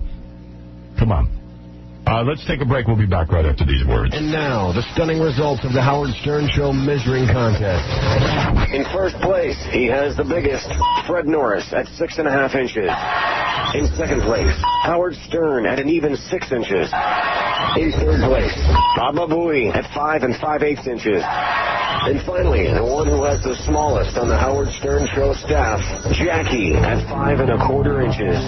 Small in size, Jackie's got the smallest member out of everyone in the gang. You're listening to the Howard Stern Show. Howard Stern Show. Yeah. Keeping it real. To the Daily Show. You listen to the only man that I would ever consider double. Hey, this is Jon Stewart of the Daily Show. You're listening to the only man that I would ever consider double teaming Kathy Lee with, Howard Stern. Jackie, way too many Heineken Marlins 4 Oleo joke CDs and cassettes are available at the warehouse. Or call 1-800-323-KING this Thursday, June 29th. Jackie at Rascals Valley Shore, Ocean Township, New Jersey. Visit jokeland.com. Jokeland.com, where everybody loves to go. Baba Booey, you want to come in and tell me what it is we need to get to? There's a couple of things that I want to read to you, some of my mail. One of the things that we did last week has generated so much mail. It is quite remarkable. We had a guy on the air who goes around his neighborhood killing kids' pets. And the reason he does this is he feels that children spend way too much time interacting with pets and not enough time with people. And also he likes the idea that the children, when they lose their pets, like to be consoled by him. Yeah, he becomes their best friend and hero. I've received so many letters like this. Dear Howard, I've been listening to your radio show off and on for several years now. I have always found it to fit the definition of shock radio. However, the segment this morning with the person named Peter who claims to kill pets in the name of God was an absolute disgrace. This person, who called himself Peter, claimed to have an agenda to kill pets in the name of God. Why would you or anyone on your show believe that this kind of dysfunctional behavior is worthy of airtime? By putting people like that on the air, I believe that you then dignify his past behavior by giving it attention and encouraging similar actions in the future. Yeah, why don't we all hide our head in the sand? Yeah, if he stays secretly in his hole doing this, we'll all be better off. Plenty of research and facts, as I understand them, indicate that this kind of sick, sadistic, dysfunctional behavior may not stop with animals. Indeed, it may only be the beginning. What was the intent of putting Peter on the air? Peter belongs in jail instead of on your show. I hope that your 2 young daughters were listening this morning. I don't know why that's important to her. This is not a very thought-out guy. To redeem yourself, consider making a nice donation. Please, you can tell me what to donate to Roxy's Sanctuary Incorporated, a non-profit organization dedicated to saving stray dogs and cats. Well, I'm not sure what his point is. I'm not sure I agree with it, but who knows? Here's a letter I received. Dear Mr. Slime, you certainly are lowlife. You certainly are lowlife with your statement about the unfortunate accident that Don Imus had. Wouldn't it be funny if he ended up like Christopher Reeve in a wheelchair? Only slime like you would make a statement like this. Your partner in Slume, S-L-U-M-E, Robin, is no better. Remember, my friend, there is a God. Don't test his strength. And God's looking at me. Now I know why... If there's a God, why is there a Christopher Reeve? Now I know why your wife left you, Slime. I hear that she is at peace with her children finally. Now that you are out of the picture. Where'd she hear that? I don't know. Maybe she's a friend of my wife's. Oh, my. There's some, who was the guy who wrote this article? James what? Oh, I can't see. Yeah. I wish I knew where this was from. I'd read it. It's a funny article. This guy just loves Imus and hates me. Say a prayer for Imus. This is some big columnist. As you know, he fell off a horse out in New Mexico. Just as the first batch of cancer kids was about to arrive at his cowboy ranch. Oh. Yeah, sure. He collapsed a lung, broke some ribs and a collarbone, and separated his shoulder. Oh, gee. Too bad. That's some fall. Yeah, good. I've fallen off a horse before. Nothing's happened. Somebody told me he shot up like 10 feet in the air and then fell. It sounds like he really took a fall. I hope you don't mind. I'd love to read that again. This horse is off his, wants him off his back. Yeah. With his customary class, Howard Stern told his K-Rock listeners, with any luck, he'll be dead soon. Then, sensing that wasn't sufficiently witty, he added, it would be funny if he ended up like Christopher Reeve. Yeah. Well, there's nothing less witty, James, I don't know your last name, than Imus running down the halls of NBC when he's not doing a radio show calling people niggers. Or being in phone booths. Yeah. Generally being despicable. The ignorant often compare Howard and Don Imus. There are no comparisons. Imus finds the world, including himself, somewhat absurd. Stern is hostile to just about everyone but Stern. No, Imus really is absurd. Yeah, but one laughs, the other snarls. Clearly this guy doesn't listen to my show. And he doesn't know Don Imus. Despite Stern's built-in edge of broadcasting from an FM station, listen to this. This is the funny part. Imus's demographically attractive audience pulls in the big Madison Avenue commercial dollars. Well, here's the funny thing here. He's buying Imus's line. He says that the station is the #1 billing station in the country, but that doesn't mean that Imus is. No. Imus has become a darling of the media and something of a national cult figure. The show is picked up on other stations and simulcast by MSNBC. Yeah. Thanks to what I've innovated with the E! Network. Right. Political candidates try to get on the air. The show has become such a powerhouse. The New York Times recently profiled not Don Imus, but producer Bernard McGurk, who not only gets the show on the air, but books guests and does some of the funny skits. Stern is very big with cab drivers. Of course, this guy's done no research. This guy's the biggest hack journalist on the planet. I don't know your last name, James. The little cab drivers? He doesn't talk about Imus's listeners. He talks about who comes on Imus's show. Yeah. Stern is very big with cab drivers, the alienated, and people who, if they could write, might aspire to become graffiti vandals. Sure, First of all, wish. Take a look at the ratings book, douchebag. You wish that were the case. I have the #1 audience, 25 to 54-year-olds. Period. Imus comes in, I think, number 18th. But he's attractive, that demographic. Oh, yeah. The two people who listen, yeah. They're very attractive. Listen to this guy. I think he's in love. I first fell under the Imus spell in the early 1980s. I was doing celebrity interviews on Channel 2 News when Don was booked as a guest. I had no idea what to expect. Imus showed up wearing pajamas, bathrobe, and slippers, and accompanied by his then-girlfriend, a comely actress named Lisa. When a cloudburst hit as the show ended, Don offered to be a lift in his limo back to the east side. Oh, so Don gave him a lift. That's why he likes the early 80s. Be in his limo. During the Lisa years, by the way, during the 80s, that's when Imus first started sitting in on my writing meetings and learning how to reorganize a show and how to talk instead of just play records. He was attracted to you. Yeah. Isn't that also the period of time where he fired a lifelong friend to make room for his girlfriend on the staff? Yeah. He fired Al Rosenberg so he could pay Lisa double. A man with a family. Lisa with no talent. Yeah, I don't remember her sitting on any writing meetings. Yeah, exactly. I just love it. And I love that, that was a particularly good time in my career. And I was sitting and innovating everything in radio, and Imus was sitting in and just saying, "Oh my God, I can't what believe." he wanted. Yeah, picking and choosing. Anyway, so he loves. I'm not going to go into the whole article. That's fun. And today in New Mexico, when those first little sick kids show up for summer as cowboys, I'm sure the old goat will limp out to greet them, swearing under his breath and finding fault. God bless him. It just sounds to me like that horse hated Imus more than you do. Yeah. He really tossed him. Right. He's the most fiercely loyal of men. If he likes you, he's always there. If he doesn't, well, no use sucking up, to use a favorite phrase. I mean, come on. Guy doesn't have an original bone in his body. And now they're all broken. Yeah. Good. By the way, follow up to my Sharon Stone discussion about what a no talent she is. Since I looked at her filmography, I looked it up on the internet. Since the movie... Basic Instinct? These are the movies she's done. Picking Up the Pieces. You ever hear that one? No. These Walls Could Talk. Oh, Beautiful Joe. Simpatico. No. The Muse. No. Jews and Buddhism. No. Oh, for crying out. The only other good one that she ever had was, I mean, I could just read you, go on and on and on. The only other good one she had was Casino. Well, you know what? That wasn't even good. Yeah, well, you know.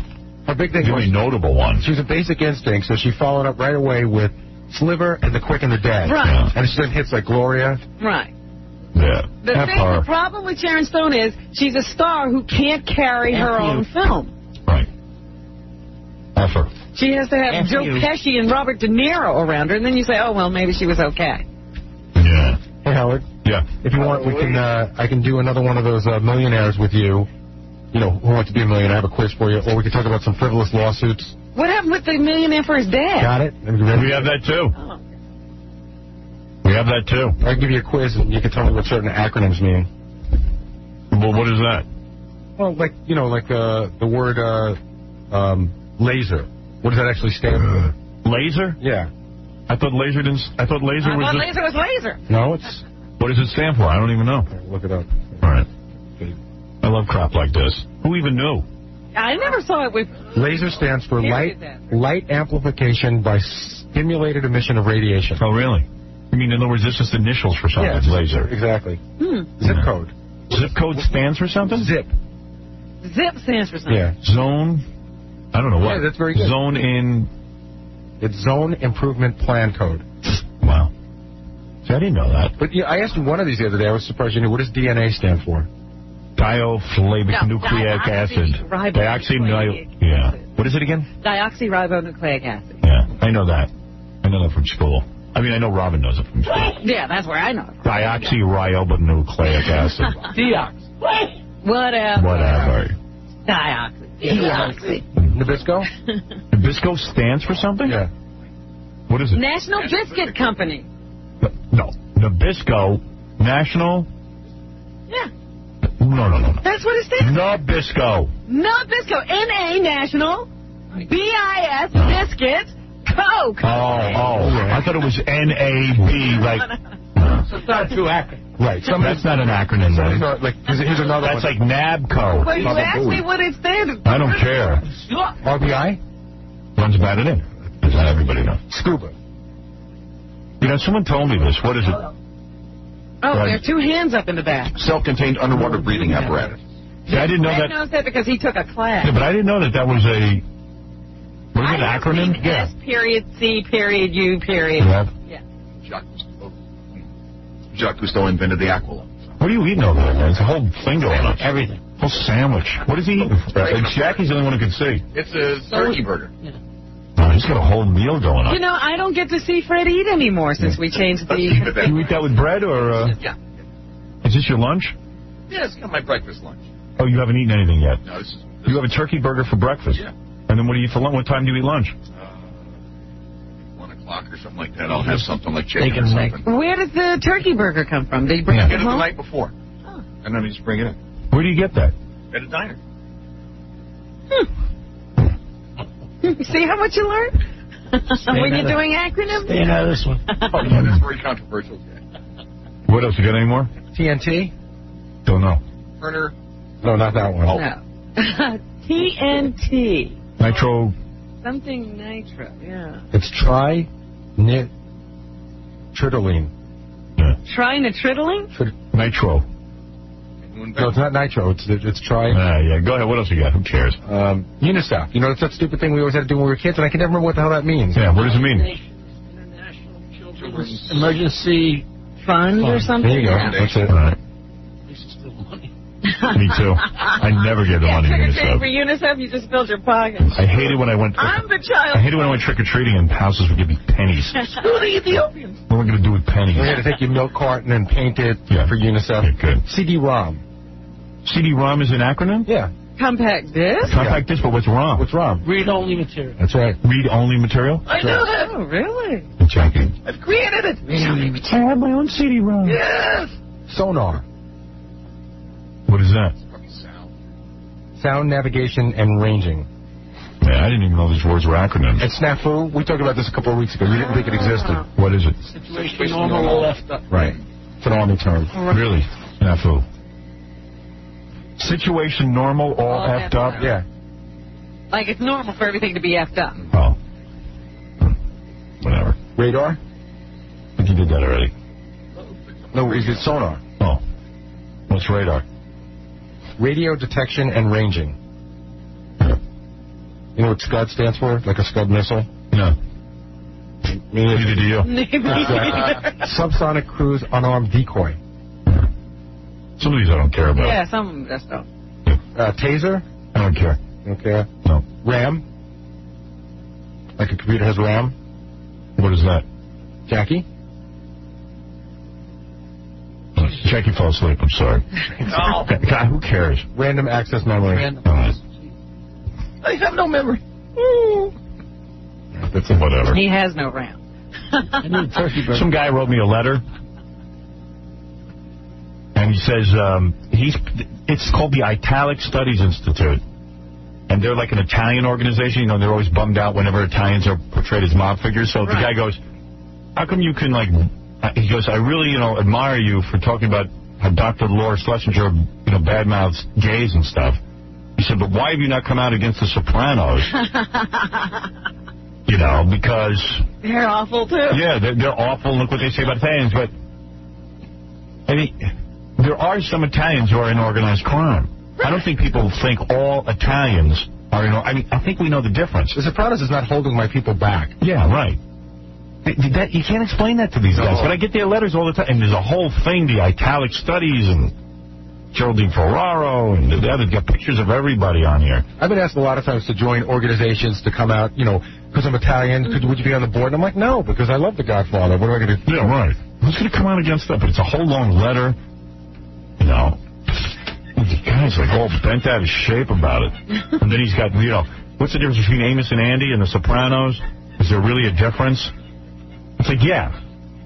One is, a complete, ridiculing of all black people. The other one's saying there's some Italians who are in the mob. But also, The Godfather was created by an Italian.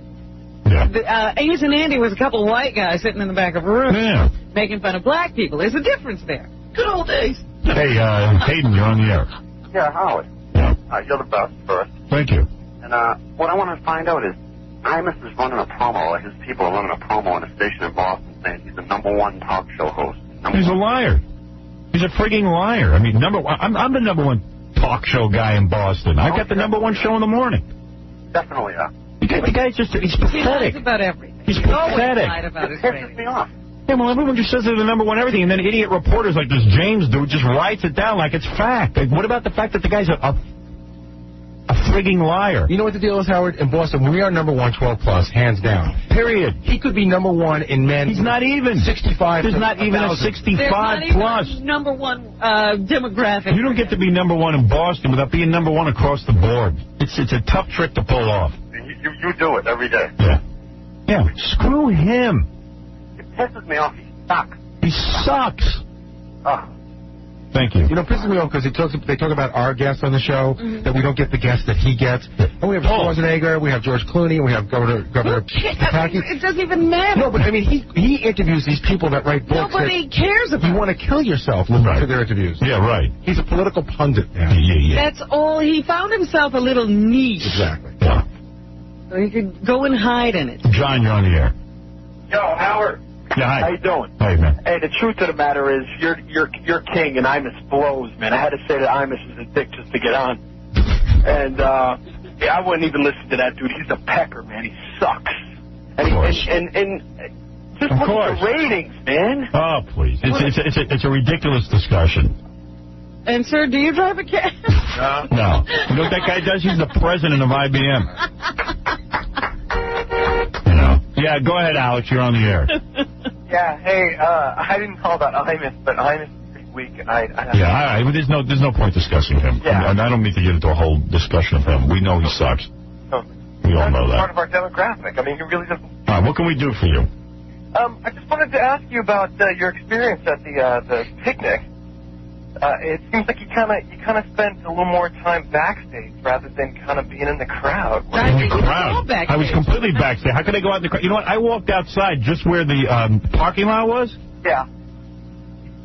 People just treat me like I'm a booth. They jump on top of me with cameras. They start banging on me, and they want to just pose for pictures and get autographs. I never would have seen any show if I went out there. I know. I understand. How the hell would I see the show? I saw you hang out in the crowd. If you would treat me like I'm a normal human being, I would hang out in the crowd. I would love to hang out in the crowd. You think it's fun? I don't want to sit backstage with that idiot Stuttering John. What? I saw you in the VIP tent for about 2 minutes. You were standing there minding your own business. All of a sudden, somebody says, stand over there, take a picture of some girl with feathers. She wants to... It's not normal. It's not a normal life. And then he's like, all right, I'm out of here. Then he went right to his little booth. I hid in a room. He had a cool booth set up on the side of the stage. It was almost like when President Clinton has, his command performance. Right. They were the only reason that's set up for me is, I swear to God, I want to go out in the crowd and just watch a show. I love watching rock shows. There and with everybody else and watch the show. I would love to do that, but literally, no one will give me a break for 2 seconds and let me just watch the show. It's all about, hey, Howard, man, you're being a dick. You're not doing this for us. How am I going to watch the show? I would love to watch the show. My girlfriend wants a picture. Yeah. It's insane. I go, well, how am I... And then I say to someone, hey, I just want to watch the show. And they go, oh, you suck. Yeah. You're a dick.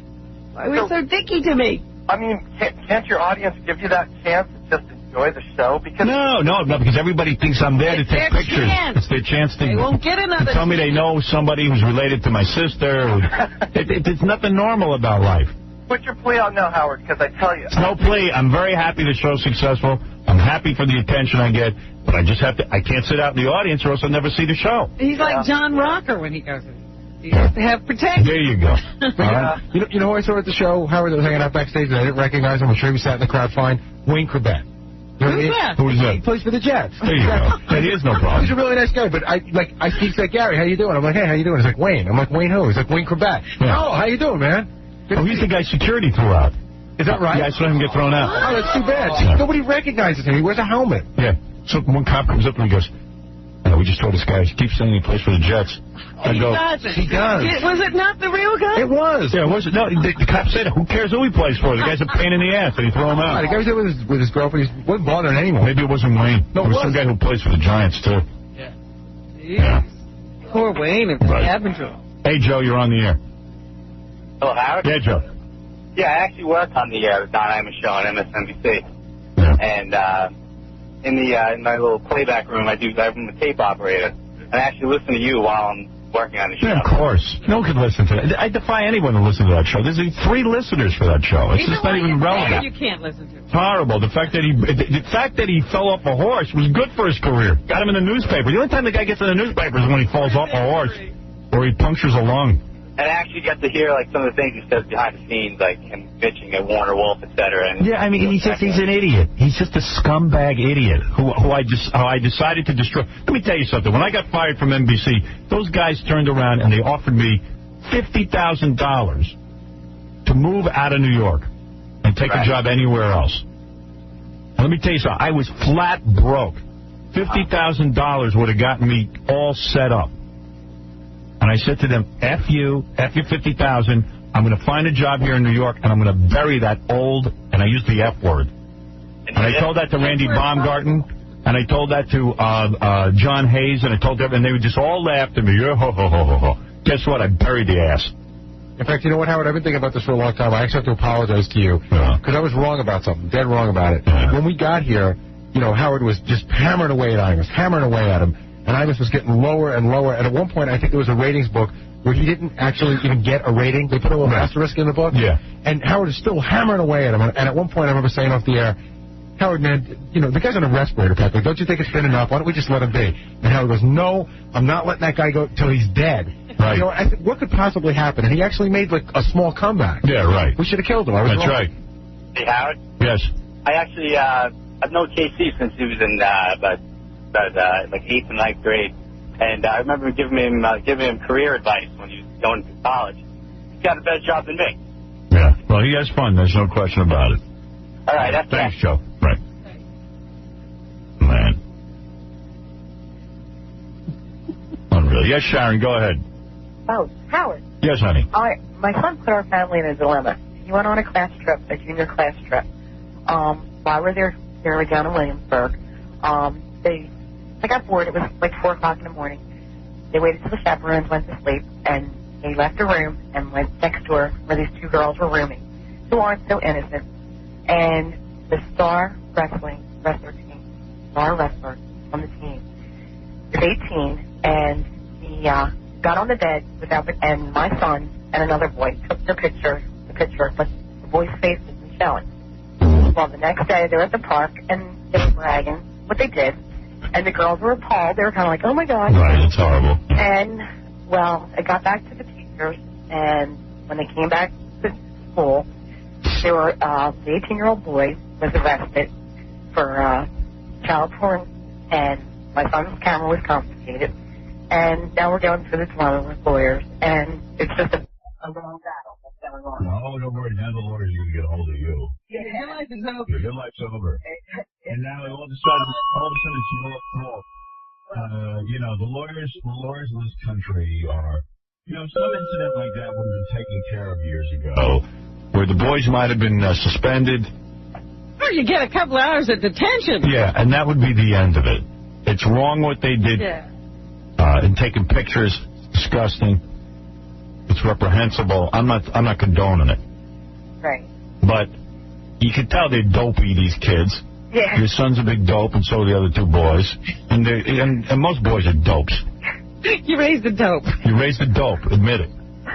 Well, you know, face it. But at the same point now, your life will become a living hell because the lawyers, as soon as they see some raw meat, they will now dig their teeth in and begin to wreck your life to see what milk they can get out of your bosom.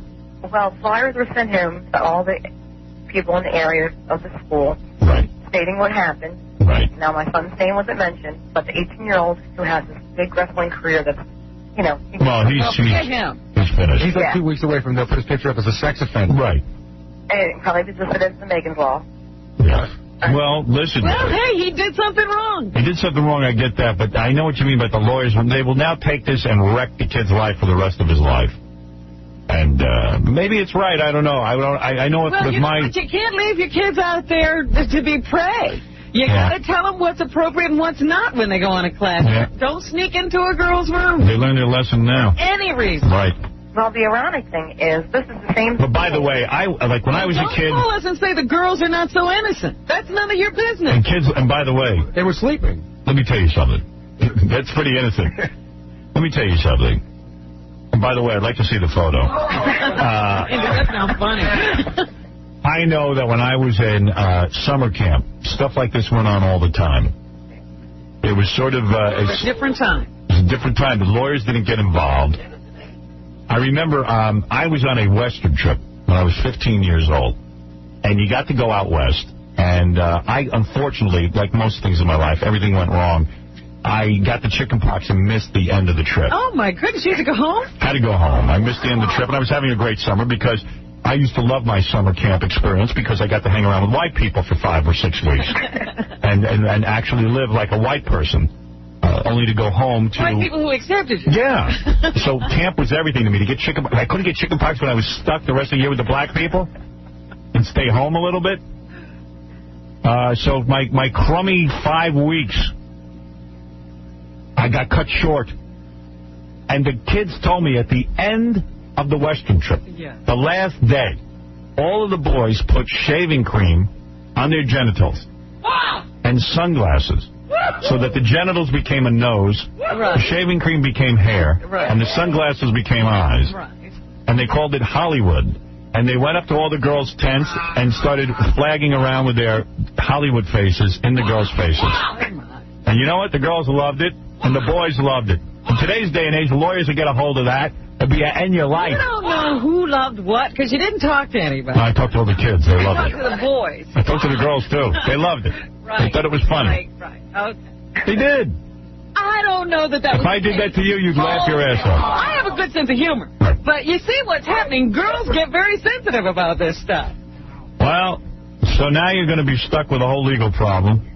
Yes, and this is the same school that another mother called in about the prom situation where they had to sign an agreement that, you know, that the kids wouldn't go to parties after school. Yeah. Well, It's just, you got a nightmare on your hands. I don't know what to tell you. The lawyers, once they get a hold of you, if you got that on your knees and begged for mercy, they would not care. Money. They want money. Everybody wants your money. yeah, I guess That's what it's going to be. You effed up, and now you're in their trouble. Yeah. And you didn't do anything. Yeah. You know? You didn't do a Well, goddamn you didn't tell thing. your son not to go into People say to me, are you sad that you didn't have sons? I am so glad I have daughters. Are you? Of course. Because sons screw up. They run around with their penis and make trouble. There is a rock group now that says, I forget the name of the group. I don't know. They got famous, and now they're getting invited to these parties where celebrities are. Right. So once they get to the party, they unsheathe, and they go around and they try to get close. They don't even have to, like, be in conversation with the person. They just like to get their buddies and say, hey, I'm going to go over here. There's Winona I love Ryder that. over there. And they try to touch Winona Ryder with their penis. It's like, you know, a little brush with fame. Excuse me, Miss Ryder. I love that. So people do this stuff. All right. Thank you anyway, and I wish you luck. Okay, thanks. All right. And teach your son to stay away from girls sleeping. Yeah, hi. You're on the air. Hi, yeah. Who's the next victim of the bands and when? Victim of the what? The bands. Battle of the Band. Battle of the Band. Possibly, we've heard from Keanu Reeves' band that wants to take us on. Really? Are they any good? I don't know. Machiavelli, you're on the air. Hey, Howard. Yeah. Yes, I got to ask your advice, man. Go ahead. I'm 22 and my girlfriend is 16. I'm doing the right thing. 22 and 16? Are you a black man? No, I'm white. You're a white man? Yeah. Sound black. I'm from Boston, so, you know. All right. That would figure. Now, you're a white man and you're dating a 16-year-old white girl? Yeah, I've been with her for about... Is she 16 or is she 15? She's 16. She just turned 16. You're sleeping with a girl. Right. You're 23 or you're 22? 22. I'll be 23 next month. So you're a 23-year-old guy dating a 15-year-old? Well, she's 16 now. One day. Every day counts. She's a hot blonde. Well, I'm going to tell you something. You get caught, you're in big trouble. Really? Don't knock her up. Why do you think that way? I'm telling you, because it's considered statutory rape, I think.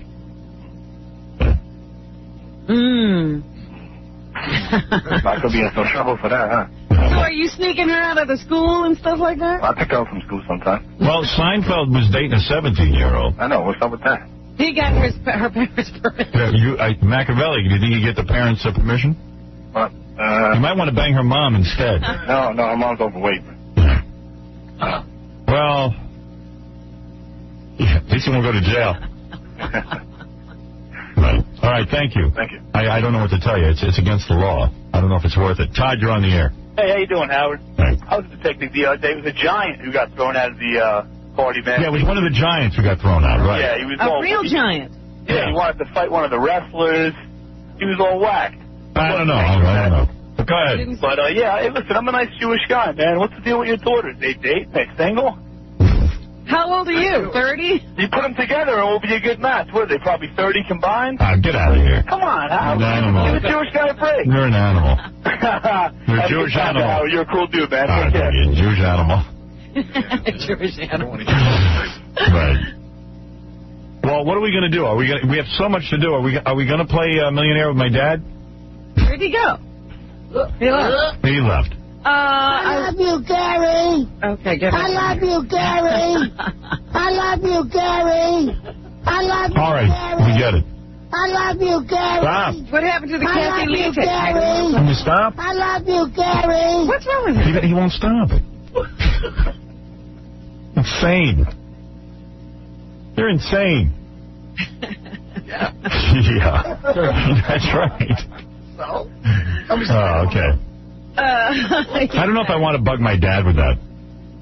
He gets whacked out. Well, it makes him uptight. Yeah. This is a true test, though. Really? That one we did the other day was sort of goofy. Well, give me a test first.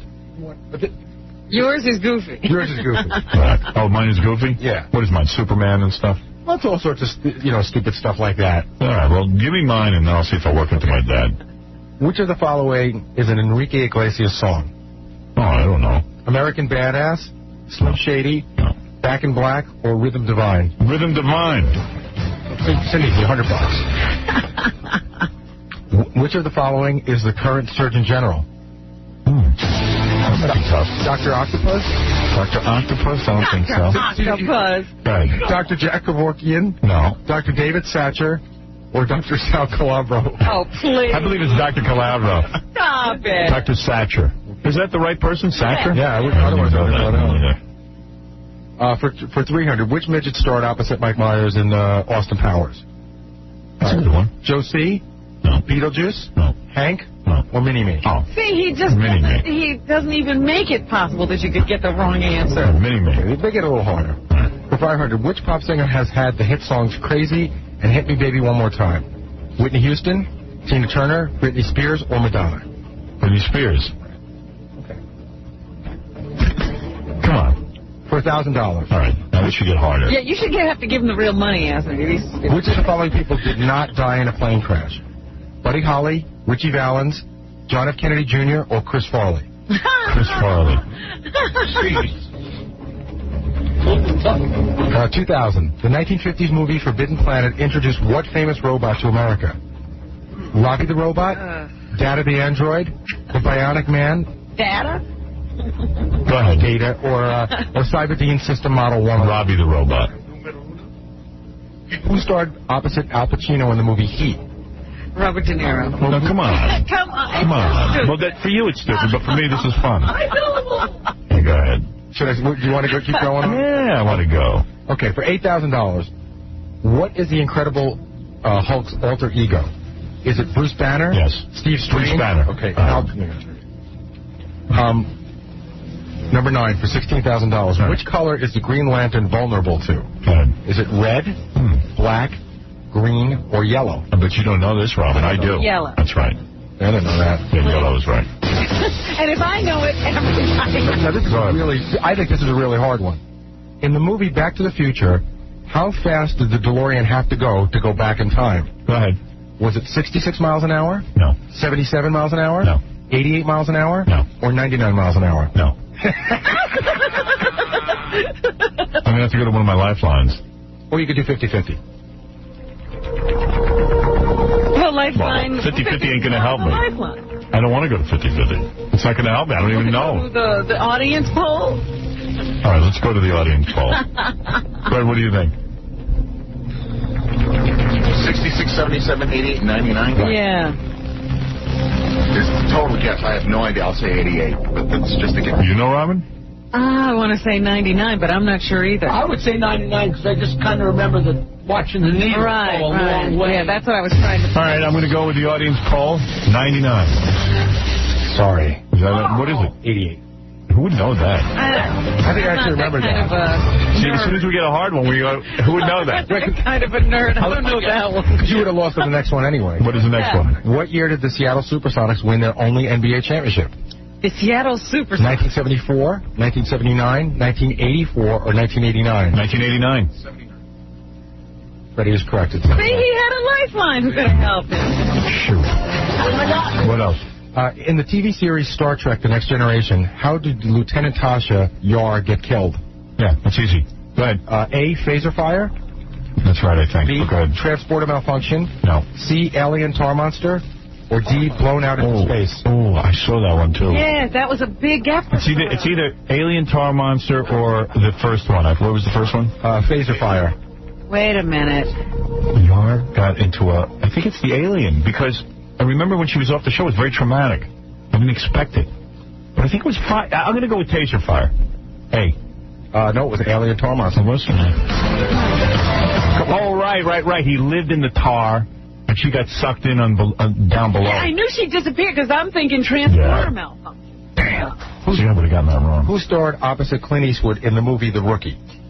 The Rookie? Yeah. Oh, I know that one. Was it Emilio Estevez, Charlie Sheen, Martin Sheen, or Rene Russo? Let's say it again. I have 2 lifelines. Oh, good. Opposite Clint Eastwood, the movie The Rookie. Yeah. Emilio Estevez, Charlie Sheen, Martin Sheen, or Rene Russo? Jeez, I don't remember. I know this. Oh, what is it? Charlie Sheen. Yeah, that's right. That's right. But don't ask me what time the car was supposed to arrive. Okay. 88 miles an hour. 2 more. These are like the really tough for $500,000. In the movie Terminator 2, what did Arnold Schwarzenegger say just after he destroyed the T-1000? Go ahead. Hasta la vista, baby. No. I need a vacation. Come with me if you want to live, or I'll be back. Wait a minute. Terminator 2? Terminator 2. After he destroyed, I remember, now when you say he destroyed him, that was like the very end where he... After he destroyed T2. Hasta la vista, baby. I need a vacation. Come with me if you want to live, or I'll be back. See, it wasn't hasta la vista, even though he uses hasta la vista a lot. What are the other 3? I need a vacation. Come with me if you want to live, or I'll be back. Come with me if you want to live. No, I would say hasta la vista, baby. I need a vacation. Yeah. I need a vacation. What kind of robot needs a vacation? Yeah.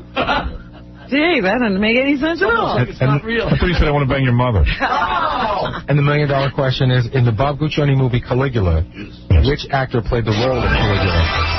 Wasn't it that... give me the 4 choices. I know it is. Okay, Joaquin Phoenix. No. Tommy Lee Jones. No. Malcolm McDowell. Yes. Or Russell Crowe. Malcolm McDowell. Yeah. That's the $1 million question? I knew that one. I couldn't think of his name. I saw Caligula. It's supposed to be like I thought it was going to be a sexy movie. It was disgusting. It's a story. It's a porn movie with a story. And there's way too much talking. And all the sex is like 4-some people. Yeah, it's just not even that hot.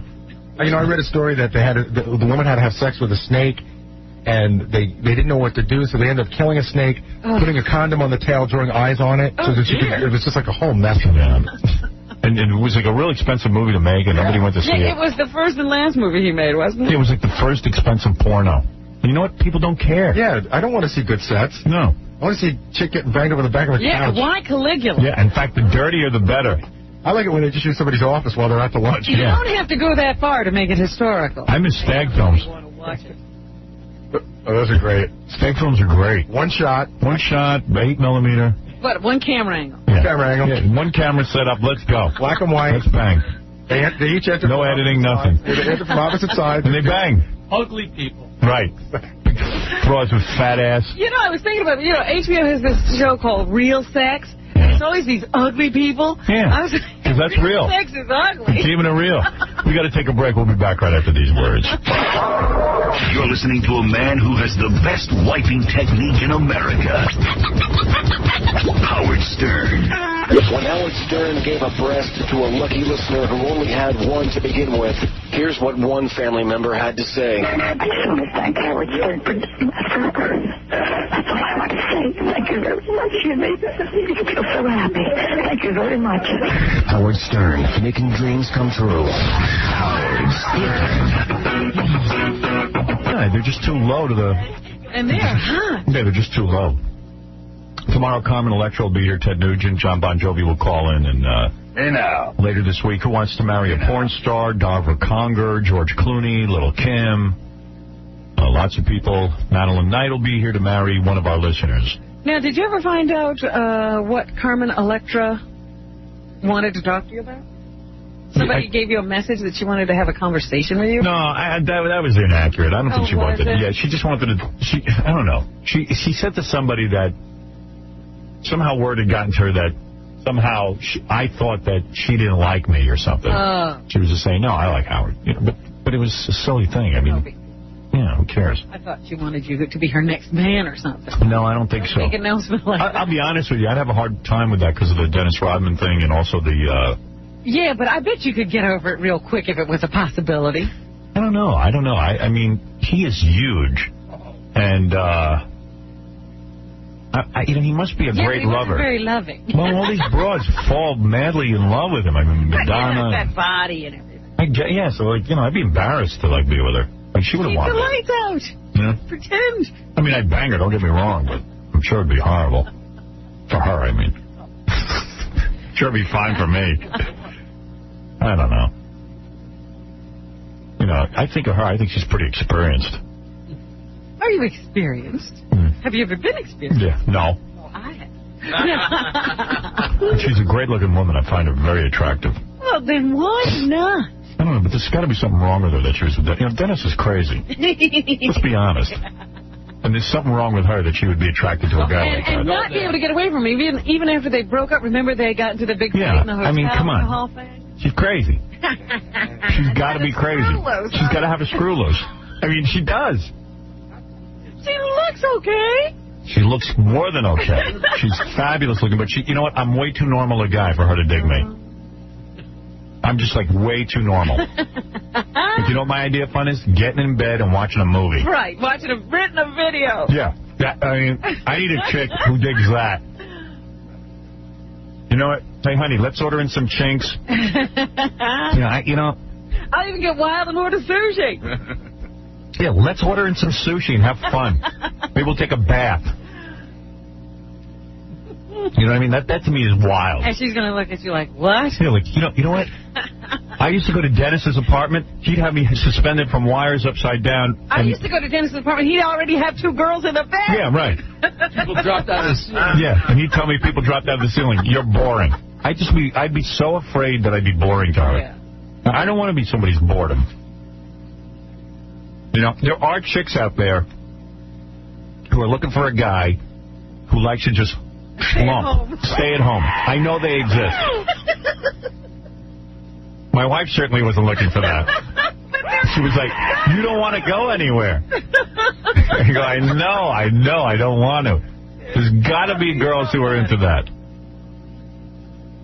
I was reading about Phil Jackson, the Lakers coach. Yeah. He's been married for about 25 years. Right. And when he took the Lakers job, his wife decided to stay here. They lived up in Woodstock and were hippies together. Of course.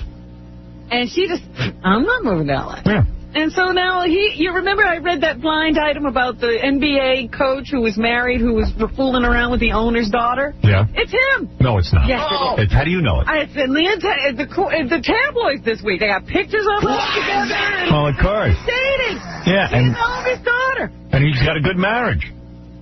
That's a good marriage. A good marriage. I think they're breaking. When you're allowed to date, you could have a good marriage. I think they're breaking up. Yeah. Well, that's awfully silly. I was just sitting here listening to the Kathy Lee interview where she talks about her new album. That's a good one. And I just don't get tired of listening to her. Also, earlier in the show, I don't know if you know this, Dennis Miller, a guy claiming to be Dennis Miller, called in, and we were talking to him. It sounded like that. Now, we were talking to this guy about Monday Night Football and what's he going to do. And this is how it went. Dennis, are you there? Oh, Howard, how are you? I'm okay. A lot of people were surprised that you got a job. Yeah, that's, you think you make a good career move. Suddenly you're like Ralph the Fag arriving at the party. Everyone's staring at you like, hey, how did Thumb Dick get in? Okay. This might be very long. Is this the kind of stuff he's going to do on Monday? A lot of people think you're too... Dick jokes? A lot of people think you're too smarmy for Monday Night Football. Me? I'm smarmy. Well, they do. People think you're smarmy. Smarmy. Great. I haven't seen this much tension since Stalin did Yalta. And what's that supposed to be? Come on, Dad. Yalta. All right, listen, Dennis, what are you going to add to Monday Night Football? Like, let me give you a football scenario. You show me what talent you would add to any particular scenario. Babe, I thought I already had the gig. All right. But I'm saying give us a sneak preview of what your contribution would be to Monday Night Football. Let's role play. I'm going to be calling the plays with you, okay? Role play, great. You know, Howard, I know that since your separation, you probably do a lot of role playing these days. What does that mean? Comedy. All right, let's get a sneak peek of how you would make a difference during football games. And I suppose if I drop the ball, you're going to throw lunch meat at my ass. Oh, boy. Are you two on the same page? Yeah. I think I am. All right, Dennis. I'm not going to throw lunch meat at your ass. You don't want to see my ass on TV. You know, my ass is so hairy, it should be Hasidic. All right. You're on a roll. All right. Shoot one at me, Jew boy. Let's go. All right, pretend I'm in the broadcast booth with you. You know who Brett Favre is? Brett Favre. Yeah, Favre drops back to pass, and he gets ripped by Cortez Kennedy for at least a 10-yard loss. Okay, now you. Boy, I haven't seen someone get that lit up since Michael Irving on New Year's Eve. See? Dennis is... boy. All right. He's going to be a real addition. Favre drops back, looks, pumps, and connects. 35-yard completion for Favre. Dennis? Wow, I haven't seen this many holes in the defense since the Ray Lewis trial. You know, I'll be honest, though. I've seen better delivery by Hugh Hefner to the Dahmer triplets. All right, so you're going to drop in those kind of jokes? This is what we can expect? Yeah, I don't know that you're going to hold on to this job, dude. Well, will you at least let me plug my Jokeland website? You know, I don't want to get off on a rant here, but that Jackie Martling is a dick. Yeah, and? Oh, look at him. You know, when you leave radio, this guy's career is going to dip faster than the trust funds for Bill Gates' kids. Okay, you know what, Dennis? I think we're done. I can't handle it anymore. Hey. All right. There he goes. There he goes. Babe. Universal sign-off. Not sure who that is. Lori, hi, you're on the air. Lori. Yes. Yes, what can I do for you? Anything you want to. I'm calling from North Carolina, which we do not get your show in North Carolina. We just get the John Boy and Billy show. Hi, yes. And I watch your show every night on E at 11 and at 2. Yes. My husband thinks you're hideous. He's like 11 years older than I am. Well, of course, he's an old man. Right. And I fantasize about you every night, and I tape you. If I can't watch the show, if I'm out of town or something, I tape the show, and when I come home, I mean, you're think my about me. priority over everything. How old are you? I'm 38. Yeah, well, what do you want from me? You want me to do you? I'd let you do anything. You a white woman? Yeah. A lot of people say, oh, well, I took my daughter to the state capital of North Carolina to... So what do you want me to do? You want me to bang you behind your husband's back? I'd let you do anything. Really? You're a little whore. No. Actually, when I had called originally last week, I was on hold for like 2.5 Oh, she's boring me. I'm not doing her. Got a husband. I'm not going there. That's all I need. You know she'll tell him, too. Howard Stern banged me. Yeah, go get him. That's Trouble. Capital T. You can see that. Oh, yeah. You see her right. Even you can see Imagine laying in bed with her. Did you hear her droning on? Howard, my daughter, I told her that you said to me, and then I don't like talking dogs. And then she said, Could you imagine? You'd kill yourself. Poor husband. He'd probably give me a medal if I banged his wife. Maybe he has the same accent and it doesn't bother. Oh, it's not the accent, Robin, so much as the content. Well, I think the combination is kind of dead. What's up with that? Hello. Yo, what's up? Nothing, babe. What's up? Yo, who's that? Yo, pick up the phone. Hello? What's up? What's up? What's up? Yo, what's that bitch? Yo, hot bitch. Yo, what's up? What's up? Hello? What's up?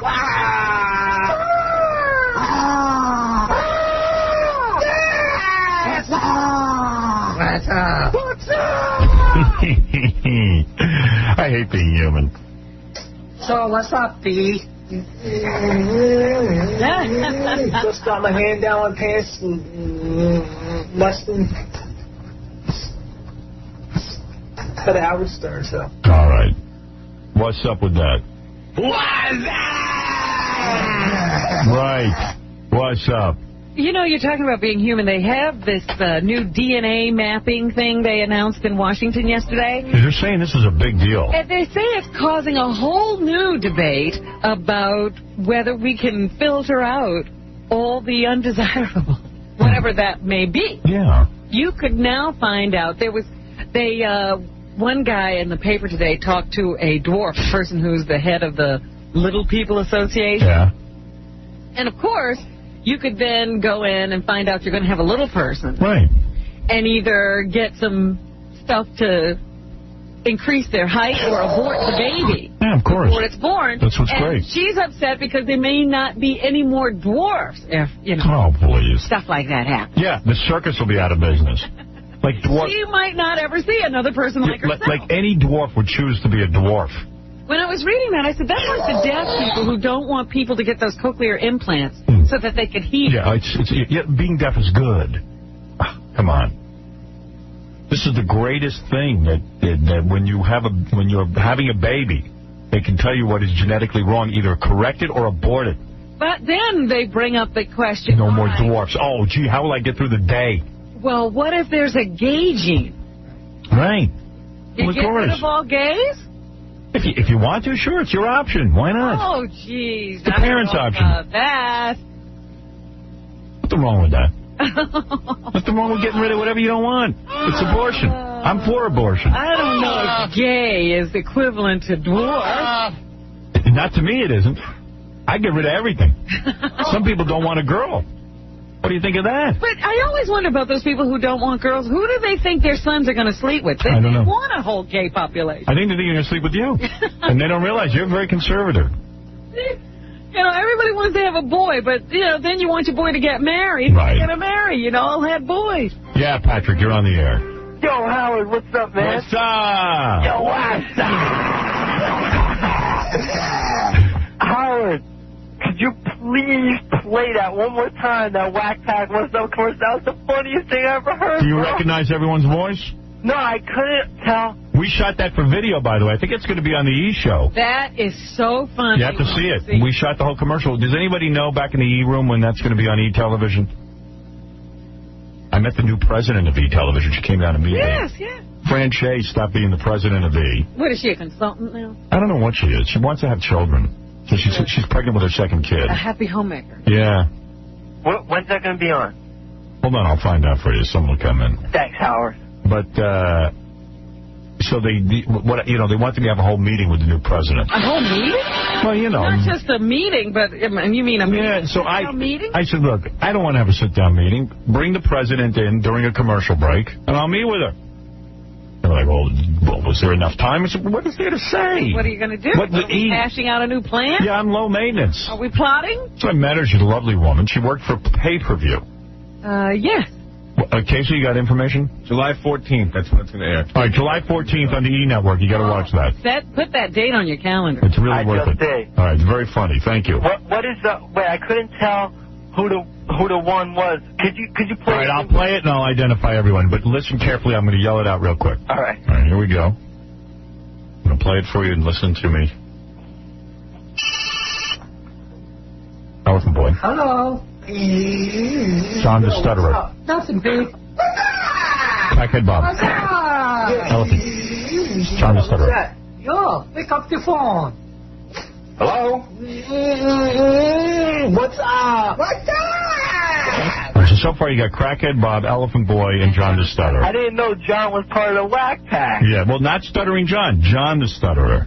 Yeah. Oh, okay, I got it. Right. Now. Elephant. Crack. John. Yo, high pitch. High pitch. What's up? What's up? High pitch.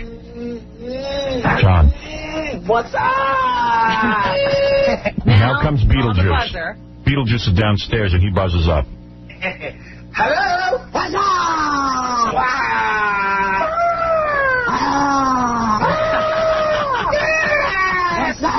It's Beetlejuice. Sounds like a zoo now.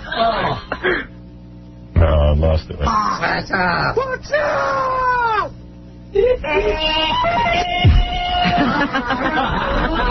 Yeah, that's the best, man. What's up,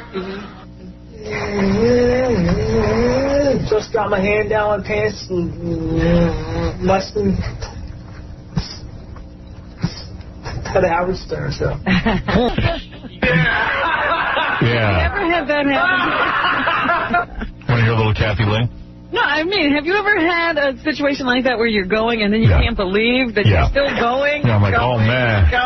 Oh, man. It is funny. Sometimes I drink so much water. And I go, oh, man. Oh, man.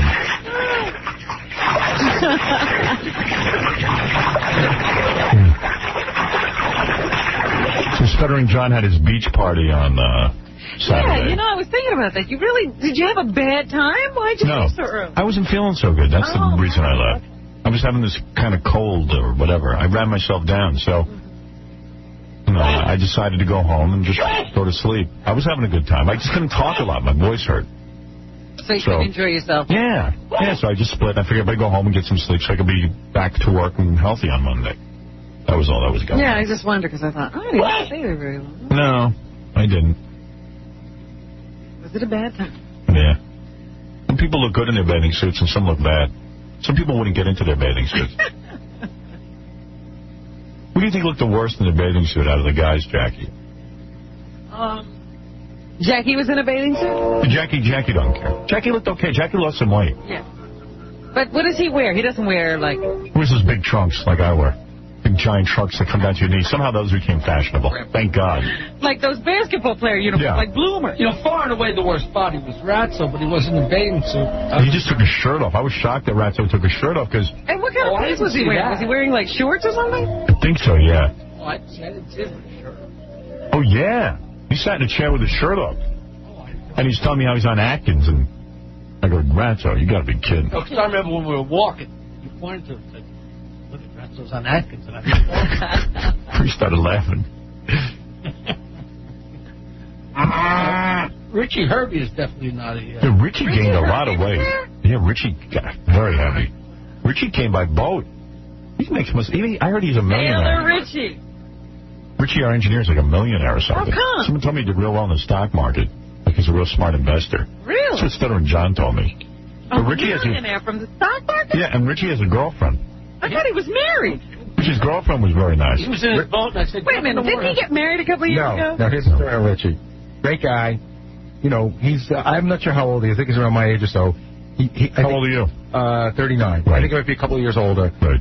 He's supposedly done very well in the stock market. And I always say, if you've done so well, what are you doing here? Right. He said, you know, just a couple more years, a couple more hits, and he's going to be... He's positioning himself. He's going to be done. Okay, I like to hear that. He's been dating this woman, very sweet girl. I've spoken to her on the phone a couple of times. I think they've been dating for, I don't know, 15, 16 years. Really? Yeah. And I think, I don't know, I think Richie lives with his parents. Wow. Boy, Richie knows how to play it. No wonder he's rich. Yeah. He doesn't even pay rent. There's a guy I respect. Yeah. Keep some broad on hold for 16 years? Yeah. Good for him. She loves him, too, because he was on the boat. And I said, come on, Richie, jump in the water, make it high tide. She shot me a look. Not him. Right. I don't want to lose him. He's great. He tells me that everybody but her hassles him about getting married, that she doesn't, you know, that everything's fine. I thought they had gotten married a couple of years ago. I think some people don't need a piece of paper. Fine with her. Well, he's living at home. Where's he going? Right. I'm in no rush. He doesn't mind living at home? Maybe he's got some setup, you know, because I know another guy that works here who's, you know, one of the sales guys. I don't want to say. He lives at home? Yeah. Sales guy? Oh, he lives at home? My Yeah. God. He lives at home? Yeah. You're kidding. Isn't he about 50? Mr. Cool? Exactly. Oh. Mr. Cool lives at home? Oh, busted. Oh. Busted. Yo, man, shut up, yo, man. Wow. Oh, no. Yeah. You've got to be kidding me. What's wrong with it? None of the girls are wearing bathing suits, except for Jackie's wife, who wears a top and men's underwear. She's wearing bloomers like Jack. Yeah. She looked good, but I don't like that men's underwear thing. I wish she'd just wear a thong. Later on in the day, some other women showed up that were wearing... We're willing to wear. I saw this girl that was wearing like a bikini top. I thought she looked pretty familiar, and then I realized it was Sweaty Sporty Spice. You know, the one that's been on our show? Oh, the British girl. Yeah. Oh, yeah? She was there in a bikini. Oh, I would like to have seen that. But it wasn't, right, there wasn't a lot of people running around in bikinis. Right. The only one was Einziger's girlfriend, but she stayed seated. Did your kids enjoy it? Enjoy what? The festivities. Had a great time. They had Gary, you see Gary just runs around chasing two little children. Well, no. I only run around chasing one. Jackson just, he's fine. He does his own thing. He doesn't have... He stopped running. It's the other one. I just chase him around. Gary chases him around. So I don't understand, why do you have to chase him around? All the other people aren't chasing their kids around. I go, because the other kids are 6 and my kid's 2.5 and doesn't know maybe he shouldn't touch the grill. Right. Gotta stay with him. So I couldn't understand why I was chasing around. Yeah, we don't worry about our child. Well, no, but his daughter's older now. Right. She doesn't need to be watched. But there was a time. But John wasn't watching her even when she needed. Yeah, I think John had to do his own. They got a perfect setup, boy. They got a perfect setup. What's the setup? John's wife's mother, very nice lady I was talking to. While she comes, she mostly keeps an eye on the kid. And, Susanna and John, hang out with her when they can, but they're having the party. And then at like 7 o'clock, Susanna's mom just takes the kid and goes. Yeah. So they can takes the kid? Yeah, takes the kid to her house. Wow. See, I figured that somebody else was raising the children over there. Well, no, I don't think that's what's going on. But let me tell you, it's got John can't be a parent. No. He's the worst. John needs a parent. Right. But I was like, oh, man, I'm so jealous. Yeah, I know. I mean, do you want to live with your mother? Sure, who cares? No, she doesn't live there. She goes back to her house. I mean, she's out there a lot, I guess. I loved when my mother-in-law would come over. Really? She would just, I don't care, as long as someone will watch the kid. And my mother-in-law would watch the kid 24 hours, well, 7 days a week. She's so into them. Yeah, she would great. be there 24/7, Do it. just like you said.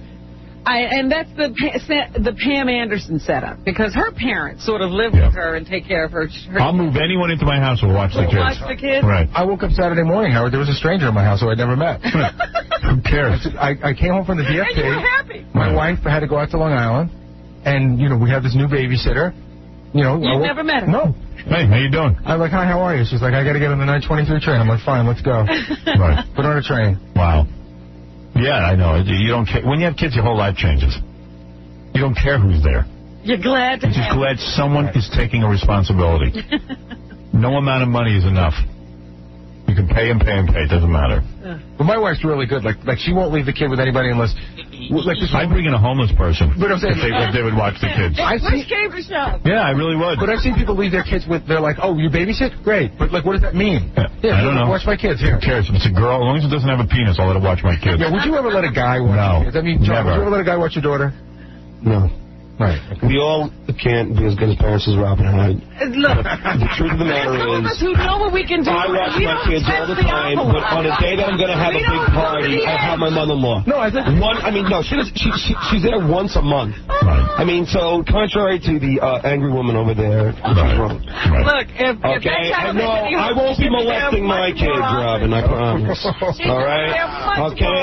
Every dad's not like yours, Robin. Robin, every dad is not trying to get some nookie from his child, all right? I promise. Has to be there much I more promise I won't often, do that, all right? You are angry a waste bitch. as a parent. Jesus, I'm a great parent, you jackass. I would refer you to the I hang out with my kid all the time. That's without any money. I spend so much time with my kid, Robin. Just shut up, you angry, unhappy old woman. You get oh, God, you're getting so old. Lord. You're decrepit. You're pitiful. God. All right. So, pitiful. Yeah, look at her. It's weird. I've been sensing friction between these two. No, there's no reason for her. Sensing it. I mean, I didn't do anything to this woman. And she just lashes out at me. Did you teach your daughter to sit on an angle? Yeah. You say what? Why are you sitting on an angle today? The ass is fine. Is it? Yeah. So he just tries not to sit on it because that might irritate. You don't wipe your daughter, do you? I did when you had to, but now... Really? Because you might be the wrong person to do it. You can't even wipe yourself properly. I do myself. You know which way to go, right, on a girl? Yeah, away from the private parts. No, Because you can get an infection. I understand you. You do? Yes. I doubt it. Sit like a model. It's my post-barbecue tilt. You know, Freddie gave John an article this morning about explaining to John about hemorrhoids and about alcohol. It's an article about how alcohol affects it. It was from 1965. That makes it invalid. No, it was not. It was a recent book. And John's like just discounting it. It says don't drink beer. It just says beer. It doesn't mention any other vodka. alcohol. Vodka's okay. So maybe beer has some kind of, maybe the yeast in beer. Dude, the amount of alcohol you drink can't help. Also said avoid certain foods and beverages, which John said his doctor says food has nothing to do with it, which it does. Well, yes, it does. I had 2 proctologists. I'll tell you how food has something to do with it. You know more than those 2 guys. And they say with this article was written by a staff. I got the proctologist from Fred's wife's doctor. So come on. All right. So Kathy Lee. There you go. Whatever. Dude, it's food. I hope your mother-in-law's listening. I'll tell you how I know food affects. Because I was eating a lot of food and my weight was up. Good food, like high fiber stuff. I was going to the bathroom like 2 and 3 times a day. And it was like ridiculous, and everything was getting irritated. I cut down on the amount of calories I'm eating. All of a sudden, everything's fine back there because I'm not going that much. And I'm not even doing the unhealthy stuff you do. You're constantly drinking. I don't totally disagree with Fred. I mean, when I have buffalo... You don't know the difference? No, if I have spicy food, it affects my ass. Yeah, so why argue? I definitely agree with that. So that's food. Spicy food. Yeah, so don't you think beer does? Beer doesn't really affect me. Sure it does. It doesn't affect him. My roids right now are fine. I'm perfect right now. And I drank about 2 cases at my party. How come you're sitting sideways and it doesn't affect you? I don't know, because it's very uncomfortable, Miss Kelly. Oh, okay. Sure. I swear. I bet you every couch is uncomfortable. Keep doing that. Tomorrow you'll be in the hospital. I have a tourniquet on my ass. I'm fine. The ass is in good condition right now. All right.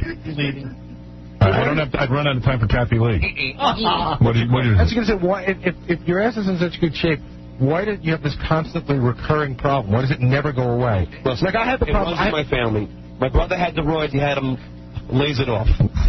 All right? Because you all don't know how to wipe. My mom had the roids. I don't know what she did. I think I met your parents. Yeah, you met my father. Yeah. My mom's in Denmark.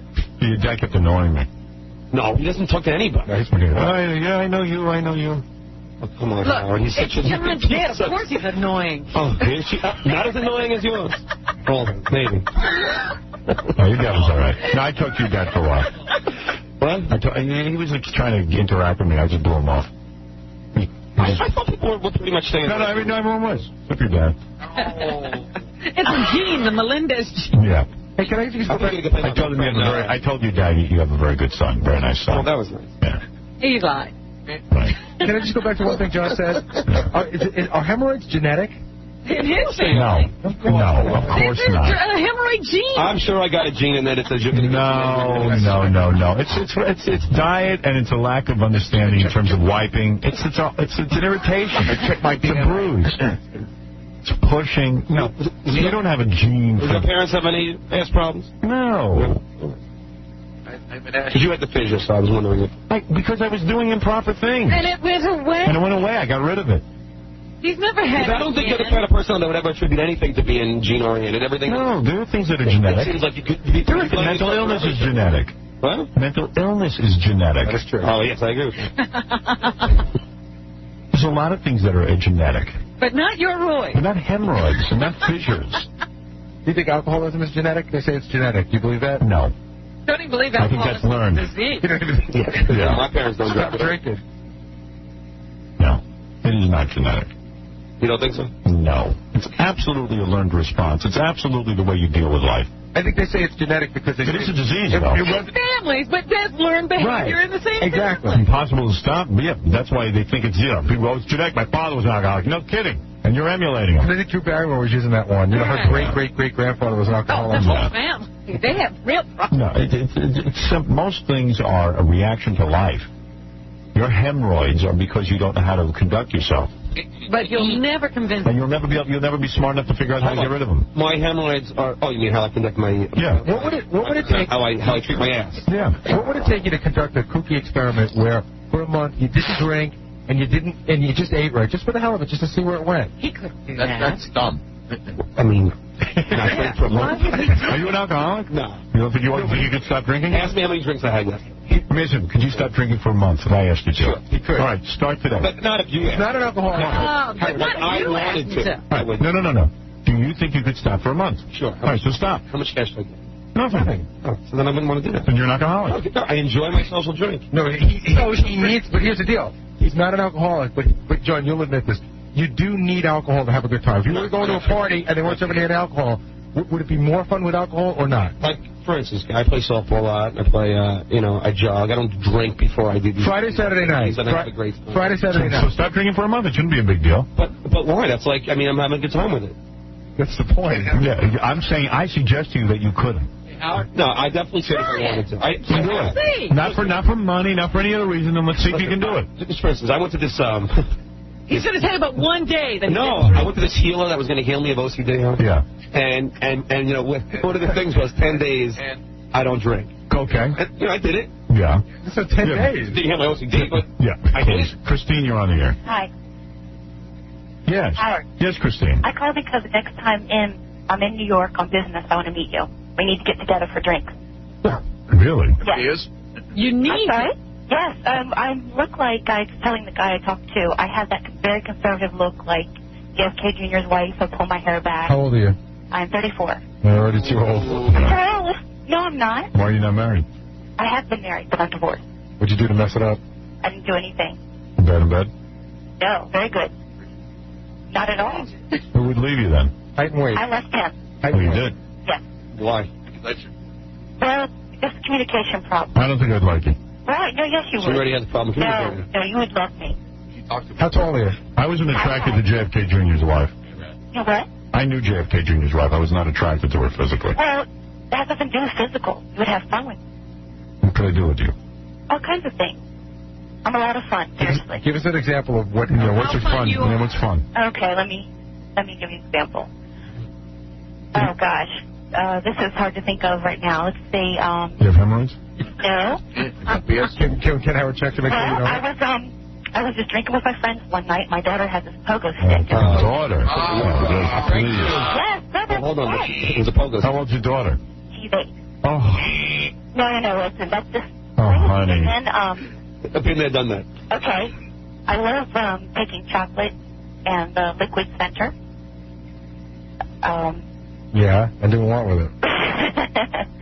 I don't know. I'm very creative. It's hard to think Honey, about. you got an 8-year-old kid. You put me on the spot now.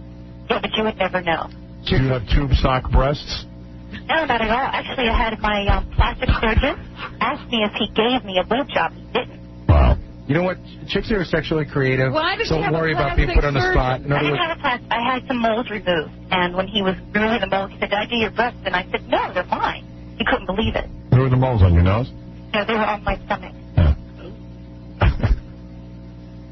Where do you live? On the airplane. I've done something on airplanes. And Where do you live? I live in Bethesda, Maryland. I have a house, Maryland. You're far away, honey. No, I'm going to New York on business. And I can bang you and you just leave me alone? No. Oh, Well, have you're not fun. fun. Oh, come on. Wait a minute. Why do you want just to have sex with someone? so far I haven't heard anything fun yet. Anything fun? Well, you I've heard that he can hang out with a 34-year-old or an 8-year-old kid. That doesn't sound like fun. Who's got moles? Boy, you put it in perspective. You worry about moles? I know what you're talking about. Okay, there's someone in my office. And you're conservative? Listen, that I dated, and I locked the door one day and took care of him. Who? Someone at work that I was attracted to. So you're a slut. No. I have a daughter. Oh. All right. How tall are you? 5'5". I bet you You're too short for Give me. me the weight. You got a big butt. Give me the weight. 110. Well, that's not bad. I'm telling you, you're. How big are your boobies? Well, what do you want? A cup size or? Yeah, cup size. B. B. Be like boy. But see, that doesn't matter. It's the way they're shaped Yeah, that's true. and that they're. Well, why don't you have her come in and meet her? You know, she. You want to meet me? I think we should. Yeah. Yeah, I'd like to meet her. You guys have given more time to think of creative things I've done. Because you know what? You shouldn't need time. You should just know. What, create on the spot? Yeah, but I'm calling you. Have a be with a girl and a I'm guy? here at work. You look like, who do you look like? Well, I was telling him, I've been told Sandra Bullock, but I have Michelle Pfeiffer eyes, the eyes that are angled, and they're very light color. Bullwinkle. Yeah, Bullwinkle has those kind of eyes. You ever do a chick? No. Would you consider it? Yes, I had this boyfriend, and for his birthday, I was going to call We him. don't want to hear about your ex-boyfriends. I just asked a question. Yeah, well, I mean... She's saying she must get a I check. answered your question. You wouldn't let me finish. Yeah. I was trying to tell you for his birthday, I called a place, and something very reputable and clean, and I was going to have her come over for his birthday present, and he got really mad at me. Why would you want to date me? I'm horrible. Because I think you're really funny, and I like Oh, you don't know. You better stay with the show. Stick to listening to the show. Ask my ex-wife how funny I was off the air. You know, there's two Howards. Well, I don't know. I love how everybody thinks you'll entertain them. I think I can handle once you. you That's get why. off the radio. Oh, yeah. I can't even handle me. All right, you want to meet me? I'll meet you. You just Okay. finished I your have show. to You'll go do to, another one. You know, I work doing mergers and acquisitions for a company, and I'm in New York because we buy companies up there. Are you rich? Well, I'm not rich. I own my own house, and besides, then I drive a Mercedes. But You make a good living? yes, but I'm not You make over 6 figures a year? with my stock options. Yes, but that's not the point. The point is, Yes, it is. No, it isn't. It's that I'm a very normal person. Like, you would never know how well I've done, or if you met me, you wouldn't think. All right, why don't you go back to servicing your boss? And then when you're in New York, come see me. I don't service anyone. Oh, you don't? No, I just am a good people person. All right, so find out who she is. Get her stuff. All right, hold on, we'll get your info. When you're here, we want to look you over. Have her up. Don't ever date a person who says they're a good people person. I know. Oh, please. Why? Because it's an annoying expression. Oh, I'm sorry. I think she needs some bologna thrown at her. We need to throw baloney at your ass. Not all you say will throw baloney at you. Honey, trust me, I can tell already you wouldn't like me. You don't know that. Why don't you give me a chance? You got to be a real freak to like me. Seriously, what do you think you see in Howard that makes him special to you? Like, what do you see in Howard? What do I see in him? Well, he's really funny, and I like what he said about he wants someone who wants to stay home and watch movies. I know it's funny. I went to, All right, hold on. Okay. You're talking her language, apparently. All right, evidently. That sounded like fun. 10 minutes, you leap out the window. Yeah. One of them. I think it'd be a race to the windows. I'd like to see the woman that could last more than 10 minutes with me. What's It'd be a race to the window. Each of them trying to get up. Until you get window coffee. And what's the difference between her and mental patients who say they hear the show in her head? She thinks Right. she's hearing the show. I know. And she understands you. Yeah, well, maybe I could get some quick fellatio before she figures things out. Right here. Right. She does for a company. She's doing it for that guy. She'll do it for me. All right, why don't we take a break? I'm a people person. I'm really creative, but I can't think. Boy, if ever there walked the planet a person who's not a people person, it's me. Exactly. You're an I hate people person. Yeah, I hate people person. It's just such a thing. You know, I always think that there was one chapter in your first book that really described your personality. It was about foreigners, and it says, if you're not like me, I probably hate you. Yeah. And it really is you. Yeah, and you know what? Foreigners to me is anyone who's not me. You're of your own country. Yeah, I have my own world. Like the Vatican. Yeah. And you're not from my country. Yeah. Ellis Island. I've turned into my parents. Right, like when you said I that. can't think of. I don't think my father has a friend in the world. Your mom. Yeah, my mom. When you think about that, you say, if you're not like me, it's not just foreigners. You consider people from the South the same as the French. Yeah, I see my dad. He can't tolerate talking to another guy for like more than 3 seconds. I'm telling you, he has his own country, and you're not from his country. Right. It's And I so said, like this. I'm never going to be like that. Meanwhile, I'm the same way. Howard thinks people from New Hampshire are foreigners. Right. I don't. People sitting on that couch are foreigners. People use people. I don't need it. All right, I've got to take a break. When we come back, we need the news. Tomorrow, Carmen Electra, Ted Nugent, John Bon Jovi. Later this week, Who Wants to Marry a Porn Star? We're really looking forward to this. What is it, John? I don't know. You're staring at me like you're crazed. Really? Yeah, you're not me. I'm looking at you. Yeah, and you're looking at me like you're in love. What are you talking about? I mean, his hemorrhoids are bothering him. He's got that look on his face. He's working on something. They're not He's bothering. trying so hard to look like He's comfortable. like his ass doesn't hurt. This doesn't hurt. All right, why don't we take a break and we'll be back right after this. The Howard Stern Show's Gary Garver with Penny Marshall. Penny. Hi. Penny, do you think there should be a Laverne and Shirley movie? I don't know either. Would you direct correct Howard Stern? No. I don't know the man. You don't know? How do you feel about Howard? I don't know. Do you think the lesbian overtones to Laverne and Shirley were groundbreaking? What? Do you think the lesbian overtones to Laverne and Shirley were groundbreaking? We had no lesbian overtones in our opinion. In fact, people read that into it. We were poor. We shared an apartment. That's what you did. We didn't know that they were, and we didn't know about it at the time. Did you have a relationship with Sam Kinison? Have a relationship? I thought it was a brilliant comment. Are you from Howard Stern? Yeah, I am. Oh, well, say hi to him. I never met the man. My brother does the show. How do you feel about it? I don't know. Penny, why does Rosie... I just want to know why Rosie hates Howard so much. I don't know. Ask Rosie. You think Jesus? Sorry. Howard Stern. The Howard Stern Show. Hi, I'm Lila Arcieri, and you don't know me yet, but soon you will, because I'm going to be the next Mrs. Howard Stern. I'm going to be a big star from my sitcom Son of the Beach, so stay tuned. The Yankees never should have gotten rid of David Wells. It was a big mistake. Big mistake. You know, Toronto's ahead of the Yankees now, and Wells is having a great year. Whatever. Robin, let's do some news. And I see Robin combing through the news. There must be something very urgent going on. There must be an event. I see you are searching through your papers. You're singing? I said the Yankees should have never traded away David Wells. It was a big mistake. Do you know he was the first guy in the majors to reach 12 wins this year? Yep. And the Yankees are struggling at the pitching. And Toronto's ahead of the Yankees. Yeah. And the Yankees needs pitching. First trade. No, the guy's great. Oh, well. I said it at the time. Nobody listened to me. No one would listen. I didn't think you knew anything about baseball. And you know what? I don't. But I knew that. When I make a statement, I'm right. Doesn't matter if I don't know anything. That's why I always ask you those questions. Right. Do you see that Sinead O'Connor has changed her mind about her sexuality again? I knew it. This is like her sexuality is like a weather vane. What is she saying now? Well, you know, she gave that interview to some lesbian magazine. I didn't know there was such a thing.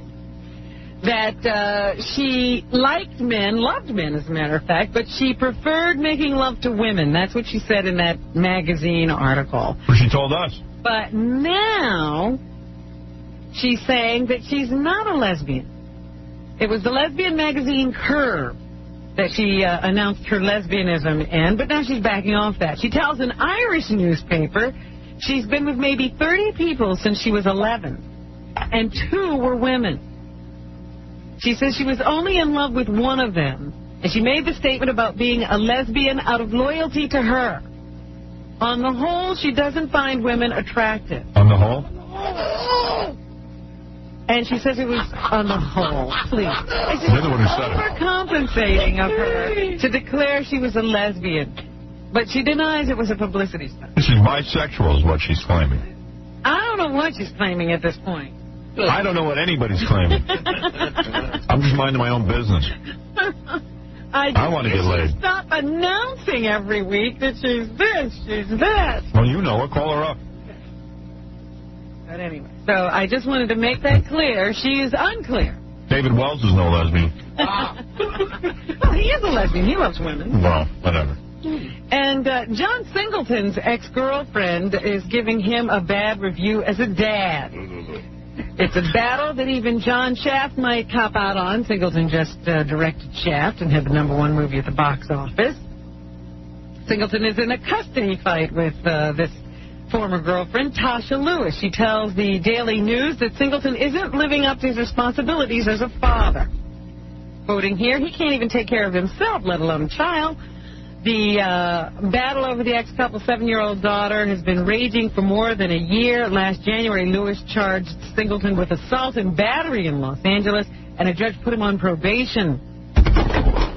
Lewis claims that 3 months later, Singleton retaliated by filing for custody of their child. She also claims that he has one girlfriend on the East Coast and one girlfriend on the West Coast. Yeah. He's just out of control as a dad. So they're at each other's throats and in court. Shaquille O'Neal, I told you, was under attack because he did that Disney commercial after the Lakers won the playoffs. Well, now he insists he is a team player as far as the actor strike is concerned. He says he's been through 2 work stoppages in his career and knows how difficult they are to union members and their families. He taped an instant "I'm going to Disneyland" spot after his team won the NBA championship on June 19th, but his agent says Shaq's fee went to his charity for disadvantaged children. So is that okay? So there. Yes, that's fine. Okay, if you're giving the money away, it's okay to do these commercials? I don't know. I mean, you know, who knows? I would think that winning the NBA championship is a once-in-a-lifetime kind of opportunity. The Disney thing is a special situation. The guy's not making any money off it. Give him a break. That's all. Who cares? All right, just trying to be clear here where they're right and where they're wrong. I want to meet the guy. I want to meet the guy who's going to turn down millions of dollars for a one-shot deal like that. Strike or no strike, let's be honest. So it doesn't apply to him. No. Elian Gonzalez could be spending his last full day in the United States. Are y'all broken up, Howard? No. I can't wait to get rid of him. The boy's Miami relatives have asked the Supreme Court to keep the boy in the country. If the court doesn't act, his dad could have him on a plane to Cuba anytime after 4 o'clock tomorrow. That's when a court order requiring Elian to stay in the United States expires.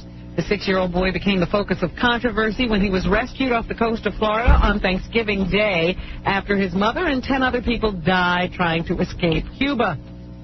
Most of the boy's relatives in Miami have been fighting to keep him in the U.S. Elian's father traveled here from Cuba to bring him home. So this could be it, because a lot of the experts don't think the Supreme Court will even consider this case. They should send him back on an inner tube. Yes, Christine, you're on the air. You guys put me on the spot earlier, and I didn't have time to think. I got my boss walking by and being at my desk. Oh, you're the broad who wants to have sex with me? Yeah, I want to go out with you and then have sex with you. Oh. But I thought of some things because you guys gave me a hard time because I couldn't come up with anything. But I was telling the guy on the phone one of my fantasies is to go to a football game, a Redskin football game, and during the game go into the men's bathroom. And I've asked a couple guys I dated, and they're all too chicken. Yeah, well, of course they do. Who the hell wants to have sex with you in front of a bunch of guys in a bathroom? No, not in front of anyone. I'm not going to do it in front of anyone. In the stall. In a stall? At a filthy, dirty football game? You don't think that would be exciting? No. Oh, come on. Yes, you do. Oh, I do not. I don't. That's for a one-time thing. All right, I'll put you on hold. Let me meet you, all right? No, I have to tell you one more thing. There's one thing. When I went out to dinner with someone once, on the way home, we were going out. I took off my underwear, my G-string, and hung it on the rearview mirror. So he thought that was pretty cool. But those are other things. I'm fantasizing about killing you, actually. Why? You're making me mental. Just come down here, all right? All right, hold on. All right. All right, you're crazy. You don't have to sell this hard. You guys all gave me a hard time earlier. What, you took your panties off in a car? You want everyone to celebrate? No. Those are just an example of some other things. All right, hold on, will you? Where's your kid when all this is going on? She's out with the babysitter with her father. All right, hold on. She's not around, okay? You're damn right she's not. Come on. Hold on. I have a lot more credit than that. Hold on. All right. I gotta meet her. Set that up quickly. Boy, oh boy. Atlanta Braves pitcher John Rocker is due to hit the Big Apple soon as the New York Mets and the Atlanta Braves face off. I think it's 4 games falling over the weekend. And Rocker has announced that he will take the number 7 train. This is exciting. When he gets here. And so the city has to be ready. And they say it's going to take a bunch of cops and about $1 million to get him to and from Shea Stadium on the train. I know what cops make. How does it cost $1 million? Because when you start pulling in the overtime and all of that stuff, you gotta be kidding. It makes a big difference. makes a huge difference. And they're not only talking about the cops that will accompany them on the train. They're talking about the extra added security they have to have. What is the point of this? Stop on the train. They're also talking about making the train an express because they don't want it to make as many stops. Why are we involved in All of a this? sudden he gets on the train, it becomes an express. Let him just go on the train. Who cares? Then they're going to have as many cops at the stadium when he plays as they would have during the playoffs or something if the Mets were going to win a championship because they expect that kind of crowd. The guy's a baseball player. Who cares? And they are limiting the alcohol at the stadium. They are going to stop serving beer in the 7th inning instead of the 8th inning. Because of him. And they will limit you to 2 beers per person when you go to buy beer. That's crazy. They've also come up with a different kind of giveaway. They've written a comic book to give to fans under the age of 14 at the game because they didn't want to give people anything that they could possibly throw and hurt people on the field with. Jose, you're on the air. Hi, Howard. Yes, Jose.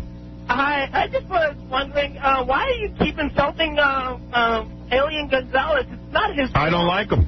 You keep making fun of the poor guy. I don't care. I don't like him. Why? He's a little kid. I don't care. I want him to go back to Cuba. Get him out of here. Cause him trouble. I just banged your wife, too, last night. Thanks. Ted Lord. That's no guy. Sounded like. And I don't like you either, ma'am.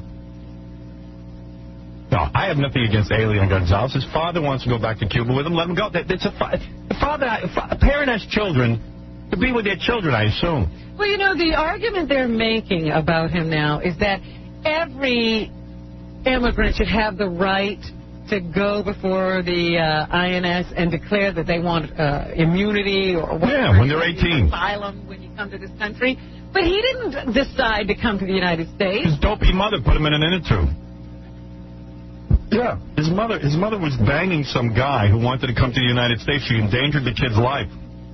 He never said, I want to leave Cuba. This kid's got a loving father. As far as we know, he was always involved in the kid's life. It's a silly discussion. And all of these arguments about him staying are being raised by other adults who never had anything to do with his upbringing. All right, what else is in the news? Anyway, John Rocker, they say that the Baseball Association is going to meet with him today to determine exactly what it is he does want to do when he gets to New York. They want to be sure. Is he actually going to take the train? Is he going to do whatever he's going to do while he's here? So it's a big deal that John Rocker is coming. This guy, if he knew what was good for him, or he had somebody advising him, which he obviously doesn't. Or he could be like John and never listen. And never listen to anybody. He's got to get this controversy out of his life. And the way to do that is to shut up and die down. He's playing into it. The guy can't even play ball anymore. He's so whacked out of his skull. And really, if he has anybody who can talk sense into him, just play the game. Stop with the subway rides. Nobody's asking you to do that. He's putting added pressure on himself. Silly. Nobody cares. This is New York. Nobody cares about anybody. Adolf Hitler would cause less uproar if he visited New York. Most of us know the dangers of drinking and driving, Howard. Not Jackie. What about driving while distracted? Yes, the cell phones you're probably talking about. That's right. The Network of Employers for Traffic Safety say it's a big problem. So the Coalition of Government and Corporate Groups is kicking off a campaign today to educate people about things they should not be doing while driving. How about this? I'm walking down the street the other day with my cell phone. I'm dialing. Almost got hit by a car. I'm not paying attention. That's why you shouldn't even walk with You shouldn't even be allowed to walk with your cell phone. I pay attention. So many people, because they're on the phone, they just walk into you. Jesus Christ. Some of the big no-nos include using the cell phone, putting on makeup, eating, and even talking to other passengers. How about they're making the cell phones smaller and smaller? I can't see it. You can hardly grip the thing or dial. I have to take my glasses off to dial while I'm driving. So just imagine one hand. So anyway, the big no-nos, once again, are using cell phones, putting on makeup. Because I know people who can put on a full face of makeup while they drive, and they think nothing of that. Eating and even talking to other passengers. The campaign says all of those activities keep people from paying attention to the road. The coalition estimates that 1/4 to 1/2 of the roughly 6 million crashes each year are caused by distracted drivers, not just drunken drivers. And they've also determined that if you are in the early stages of Alzheimer's, Jackie, listen up. you may want to stop driving. It's not that you're completely incapable of driving, but your accident rate goes up to about the level of that of a 16 to 21-year-old driver or someone who's driving while drunk. You know, people with Alzheimer's, they often lose their way, they get lost, they forget that they're driving even. And people don't take that into account, and they let them drive for a long time after they're diagnosed with this disease. And what they are recommending now is that doctors suggest that these people may want to give up driving. I want a girl who can put on makeup, give me oral, and yell at the kids while driving. Yell at the kids? That's right. Where'd the kids come into this? The woman who inspired the James Bond character of Miss Moneypenny, I didn't know she was based on a real person, but she's dead. Vera Atkins died over the weekend at the age of 92. She was a British spy master who coordinated a network of hundreds of spies in Nazi-occupied France during World War II. She helped them concoct elaborate cover stories and false identities and communicated with the families they left behind. She was later named by the French government as a commander of the French Foreign Legion. Big deal. She was also a commander of the British Empire for her work. She's now gone. Some new words in the dictionary. They have, I guess, published a new edition. Baba Booey.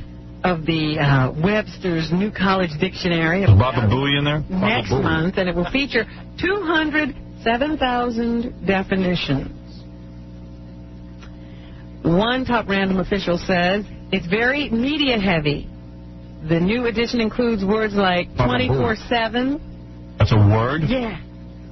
Energy bar. Megaplex. Gin wires. And e-tailing. What's a gin wire? I don't know. As for the correct spelling of .com, Random House prefers .com. I never heard of that. No, nor did I, but... Oh, my God. That's how they want to spell it. It's upsetting. In Westlake, Ohio, this wedding turned into a real fiasco. Is Joke Mall in there? Joke Mall didn't make it this time, but keep it blind. It started when the bride's father introduced the groom to guests by using the wrong name. What followed was name-calling, punching, and even chair-tossing. It took 11 officers to restore order recently at a wedding reception in Ohio. Police say 56-year-old Gerard Corbeau of West Orange got mad when his son was introduced by the wrong name.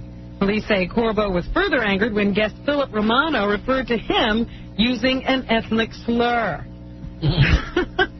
So they just all got into a brawl and the police had to be called. So I'm sure those two families are going to merge just fine. We've been talking about this morning about getting older and what happens to you. Well, what happens to you after you die? There's one group that is offering mummification. I don't want that. You don't want to be mummified? No. No. You want your remains to last? No, I don't like that. That's not for you. No, I don't want to be goofed on the rest of my life. And put in a museum? No. You wouldn't like that? No. Imagine that someday you might be the one they dig up and... Although I'm thinking of starting a theme restaurant where I just mummify celebrities and hang them on a wall. Hey, there's Demi Moore. That would be great. Why hanging on? Forget about the things from their movies. Just hang them on the wall. Hang the people. Get the body. Yeah, the bodies. Well, this group is, I guess it's some kind of a religious order, and they are offering the opportunity to be embalmed and mummified by some process they have developed, I guess, or recovered. And they say it's only going to cost you $63,000. So if that's the way you want to go, that's how you do it. You call them up, and they'll wrap you. I don't know what I want to do. A large sum of money. I always thought I wanted to be buried, but I don't know. You're thinking about it? No cremation for you. I don't even want to think about it. Let everyone else worry about it when I go. But usually, don't you Let my kids worry about it. Down? I don't know. Let my kids worry about it. So it's whatever they want to do with you? Yeah, they were thinking of dragging me through the street and letting people go to the bathroom on me. Putting you behind a car. Yeah, put me behind a car. Drag me around in the street. Oh, dear. That's what I'm going to do with my parents. I don't think they would do that. I'm gonna put them on the roof of my car like a deer. Oh, like strap them up there? Yeah, drive them around as a goof. Drag them over parking lots. Yeah. Ow. Anybody else in the room got any particular preference we could let people know for you? Ow. I'll be on top of you, Rob. Let's take a break. We'll finish the news in a minute. My penis deserves a good break. It needs... Oh, I was going to say. Let's think about my penis. Song ran out on you. Yep. All right, Robin, let's get to news. There's a new sex book out compiling statistics from all over the world.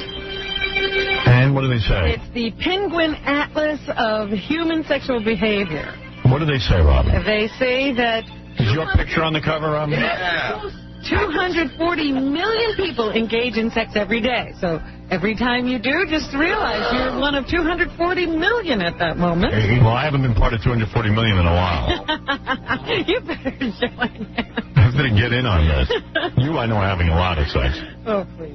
No, I know you are. You told me. Sure I am. Is she? Yeah. A lot? Yeah. How many times a week are you having sex? What? 3? Compared to the 7 years you had none. Well, then I'm having... No, you have sex 3 times a week, don't you? No. No? I work for a living. Oh, so what? Gee. Not 3, huh? No. You need a new boyfriend. That's been wearing out. Yeah. It's over. Sounds like X is turning into EX.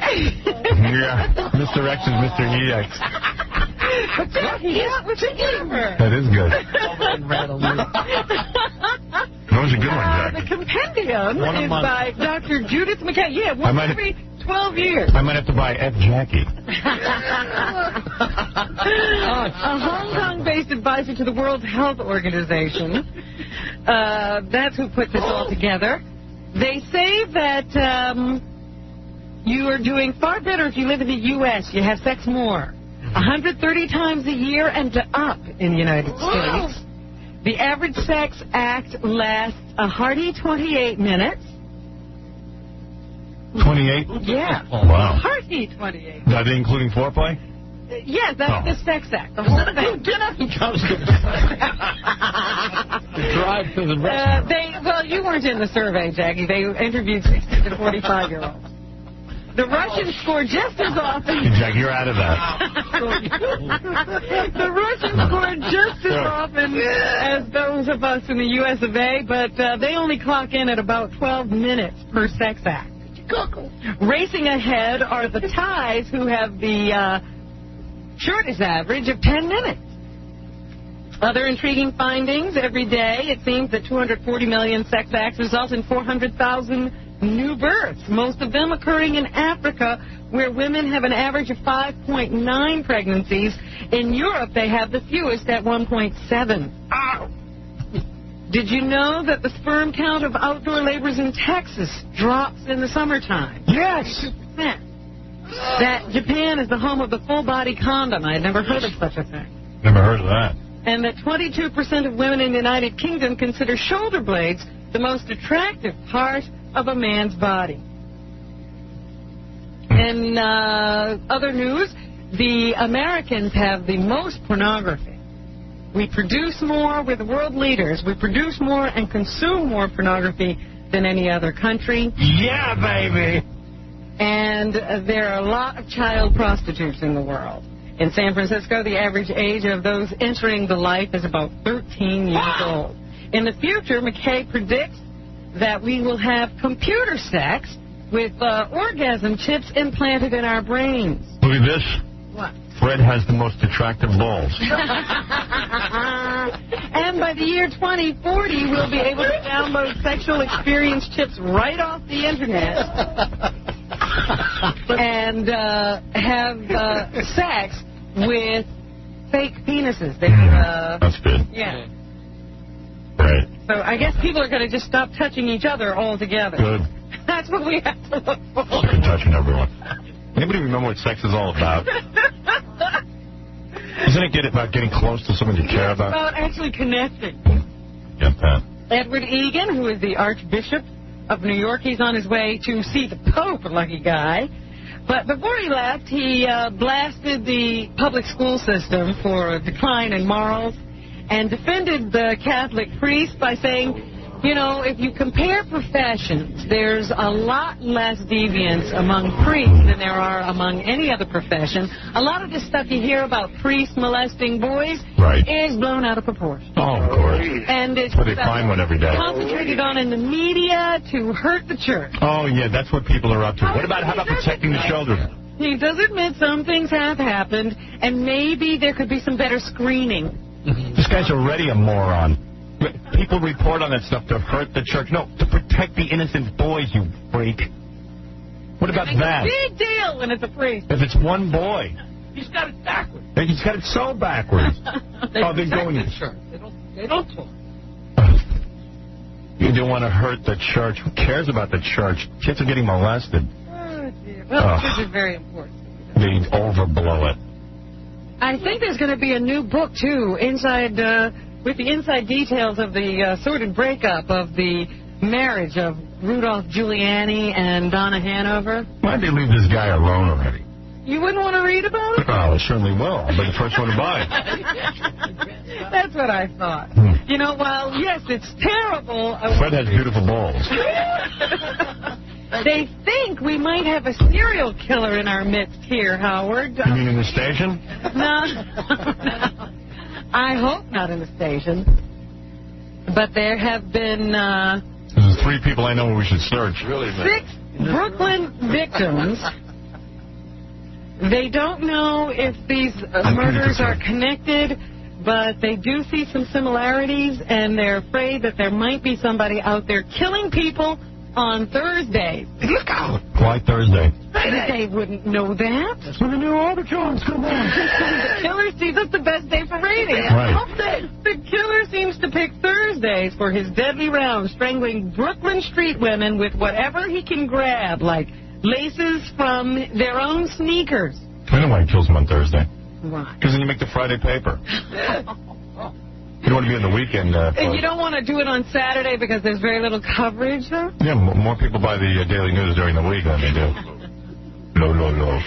And they think this woman might be the 6th victim of a possible serial killer.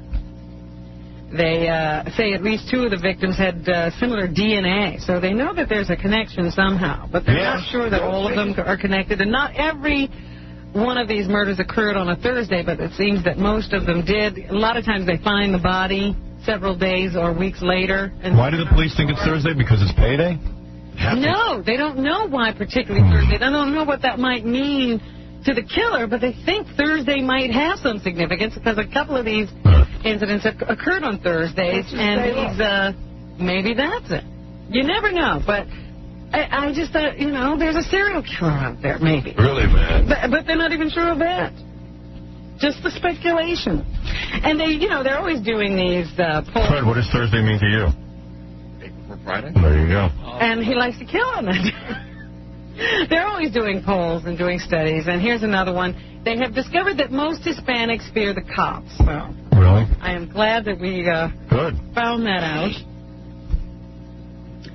A veteran cop was suspended yesterday for brushing aside a Bronx teen's complaint that he was groped and threatened by a hulking man during festivities at the Gay Pride Parade on Sunday.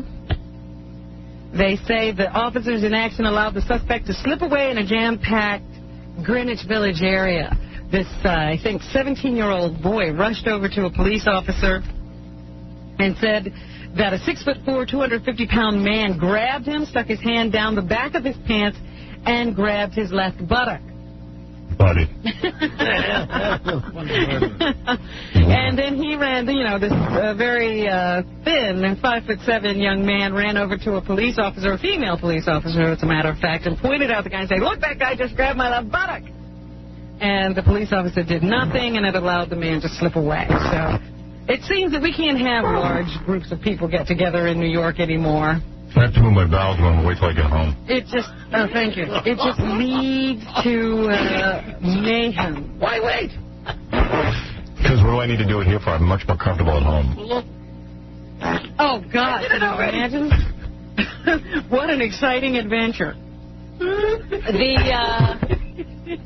Wimbledon tennis tournament is underway. Anna Kournikova, of course, the big tennis star who hasn't ever won a major tournament. All eyes are on her. And so here she is to tell us she felt good out there. I feel good. Tried to be really focused and concentrating and just tried really hard to fight. And, you know, I felt very confident and I just went for my shots. So she won her My dog just had her shots. And she's hoping to do very well in this tournament. She said it's nice to look good and get a lot of attention in one of the recent articles written about her, but she would like to be known for her tennis, Howard. Yeah, we'll win a game. You want to be known for that. Why bother? Jim Carrey, of course, has the number one movie at the box office. And here he tells us how he's, comfortable with his fame at this point. The whole fame thing. I'm just practicing in case I get famous. That whole fame thing. I have a wonderful place in it because I literally find myself like driving along in Los Angeles or something, in a car full of guys will drive by and go, hey, man. And it's just like I see people with grins on their faces when they walk up to me. And it's a great feeling. It's an amazing feeling, and sometimes with my daughter or something, I've been concerned about, like how that will affect her self-image or whatever like that. And we've had discussions about it where I said, well, I'm not OJ. That thing is crazy. And here Jim Carrey tells us what he can about his courtship with Renee Zellweger, number 9. Yes, let's keep some of that private. Can't brag about that. We had the most wonderful, old-fashioned, tremendously, like, something you dream about happening and never happens anymore. Wait till his next movie and he falls in love with that chick. More type of courtship, and we're having a great time. And I What happened to Lauren Holly? He's absolutely a gem of a human being and one of the best actors. Save this tape. Yes, we have. Ever seen in my life. Filed this right now.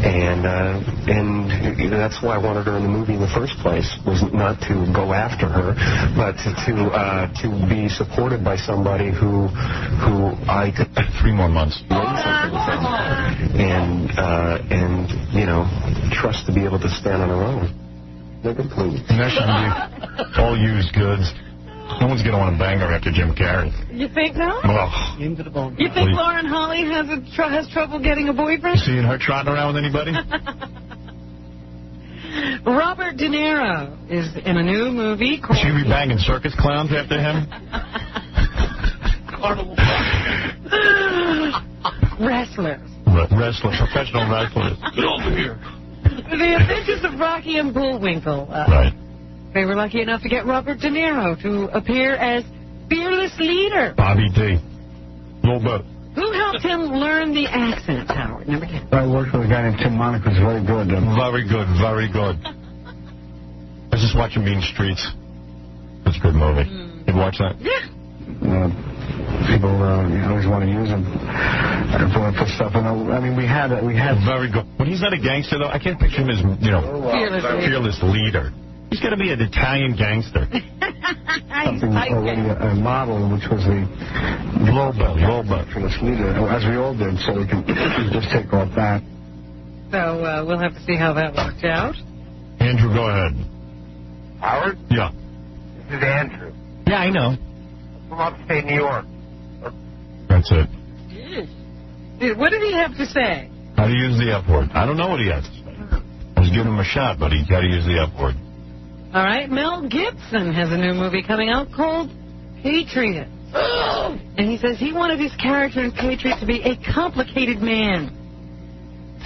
I wanted the guy to be really afraid of himself and of his past, and I wanted him to... I'm not too excited about this movie. I'm supposed to go see it. I don't know. I can't get worked up on Mel it. has a tendency to surprise, though. You never can tell with him. I'm into the British are coming. Always be waiting for the other shoe to drop. Baltic? I don't want to hear it. And he says he and the producer, Dean Devlin, worked on the character's dialogue. I was tossing it around, and I think the first draft was something. I brought it to Dean Devlin. I scribbled it on the back of a paper. And I have long feared that my transgressions would return to haunt me. What is he talking about? She lost it? Jackie makes more sense.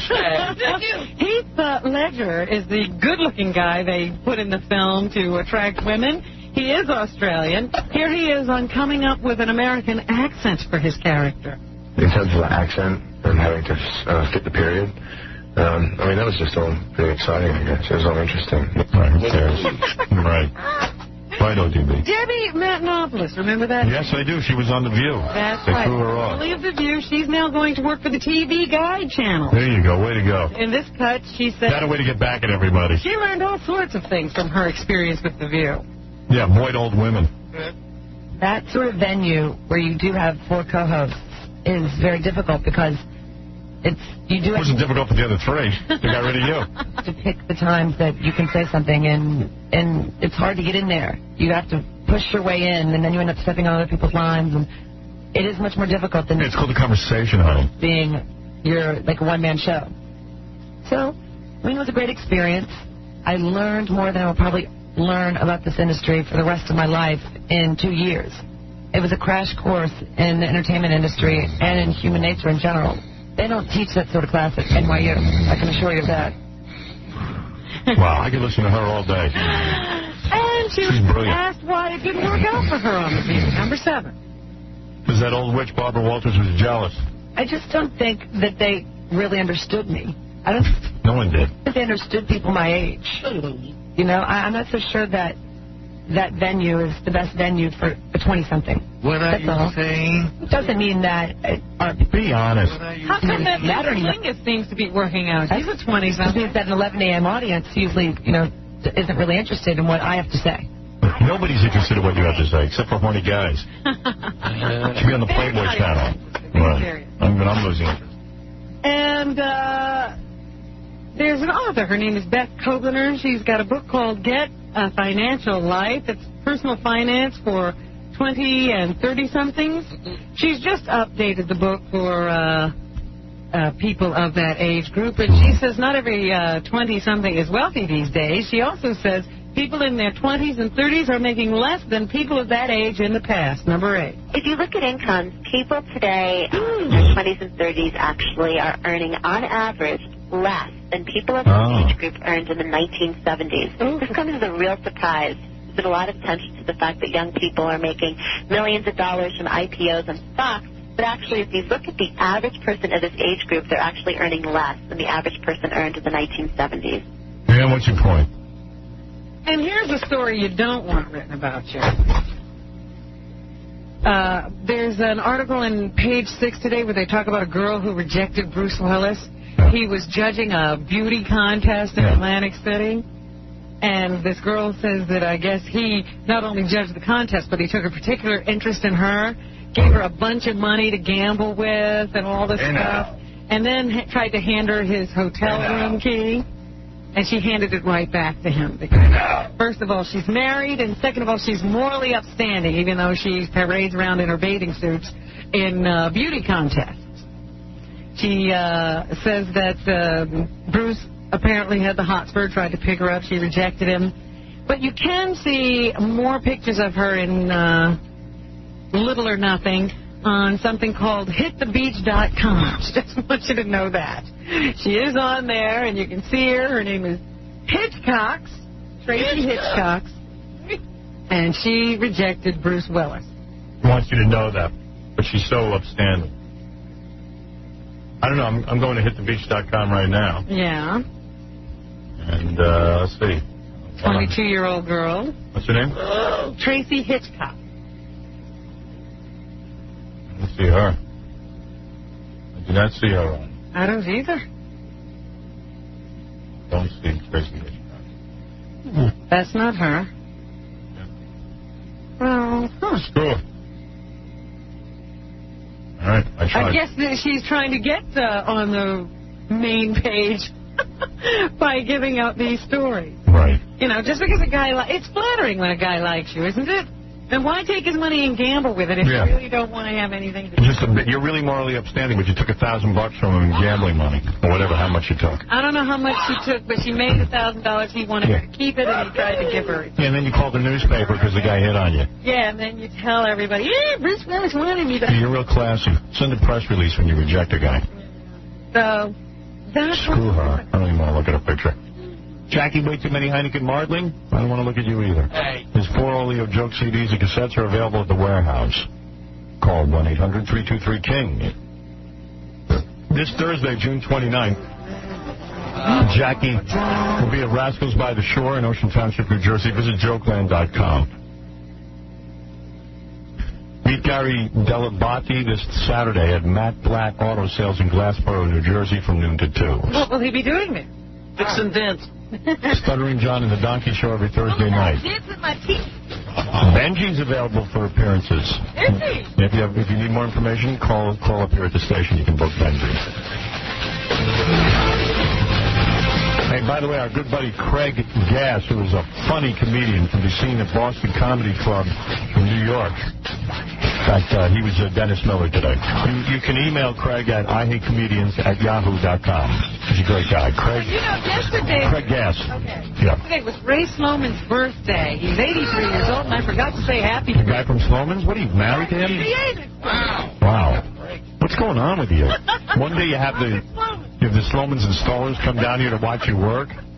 You really love Sloman's. I do. They live at Robbins now. Do they? Hey. Anything free you love. I know that feeling. All right, we'll see you tomorrow. Big day tomorrow.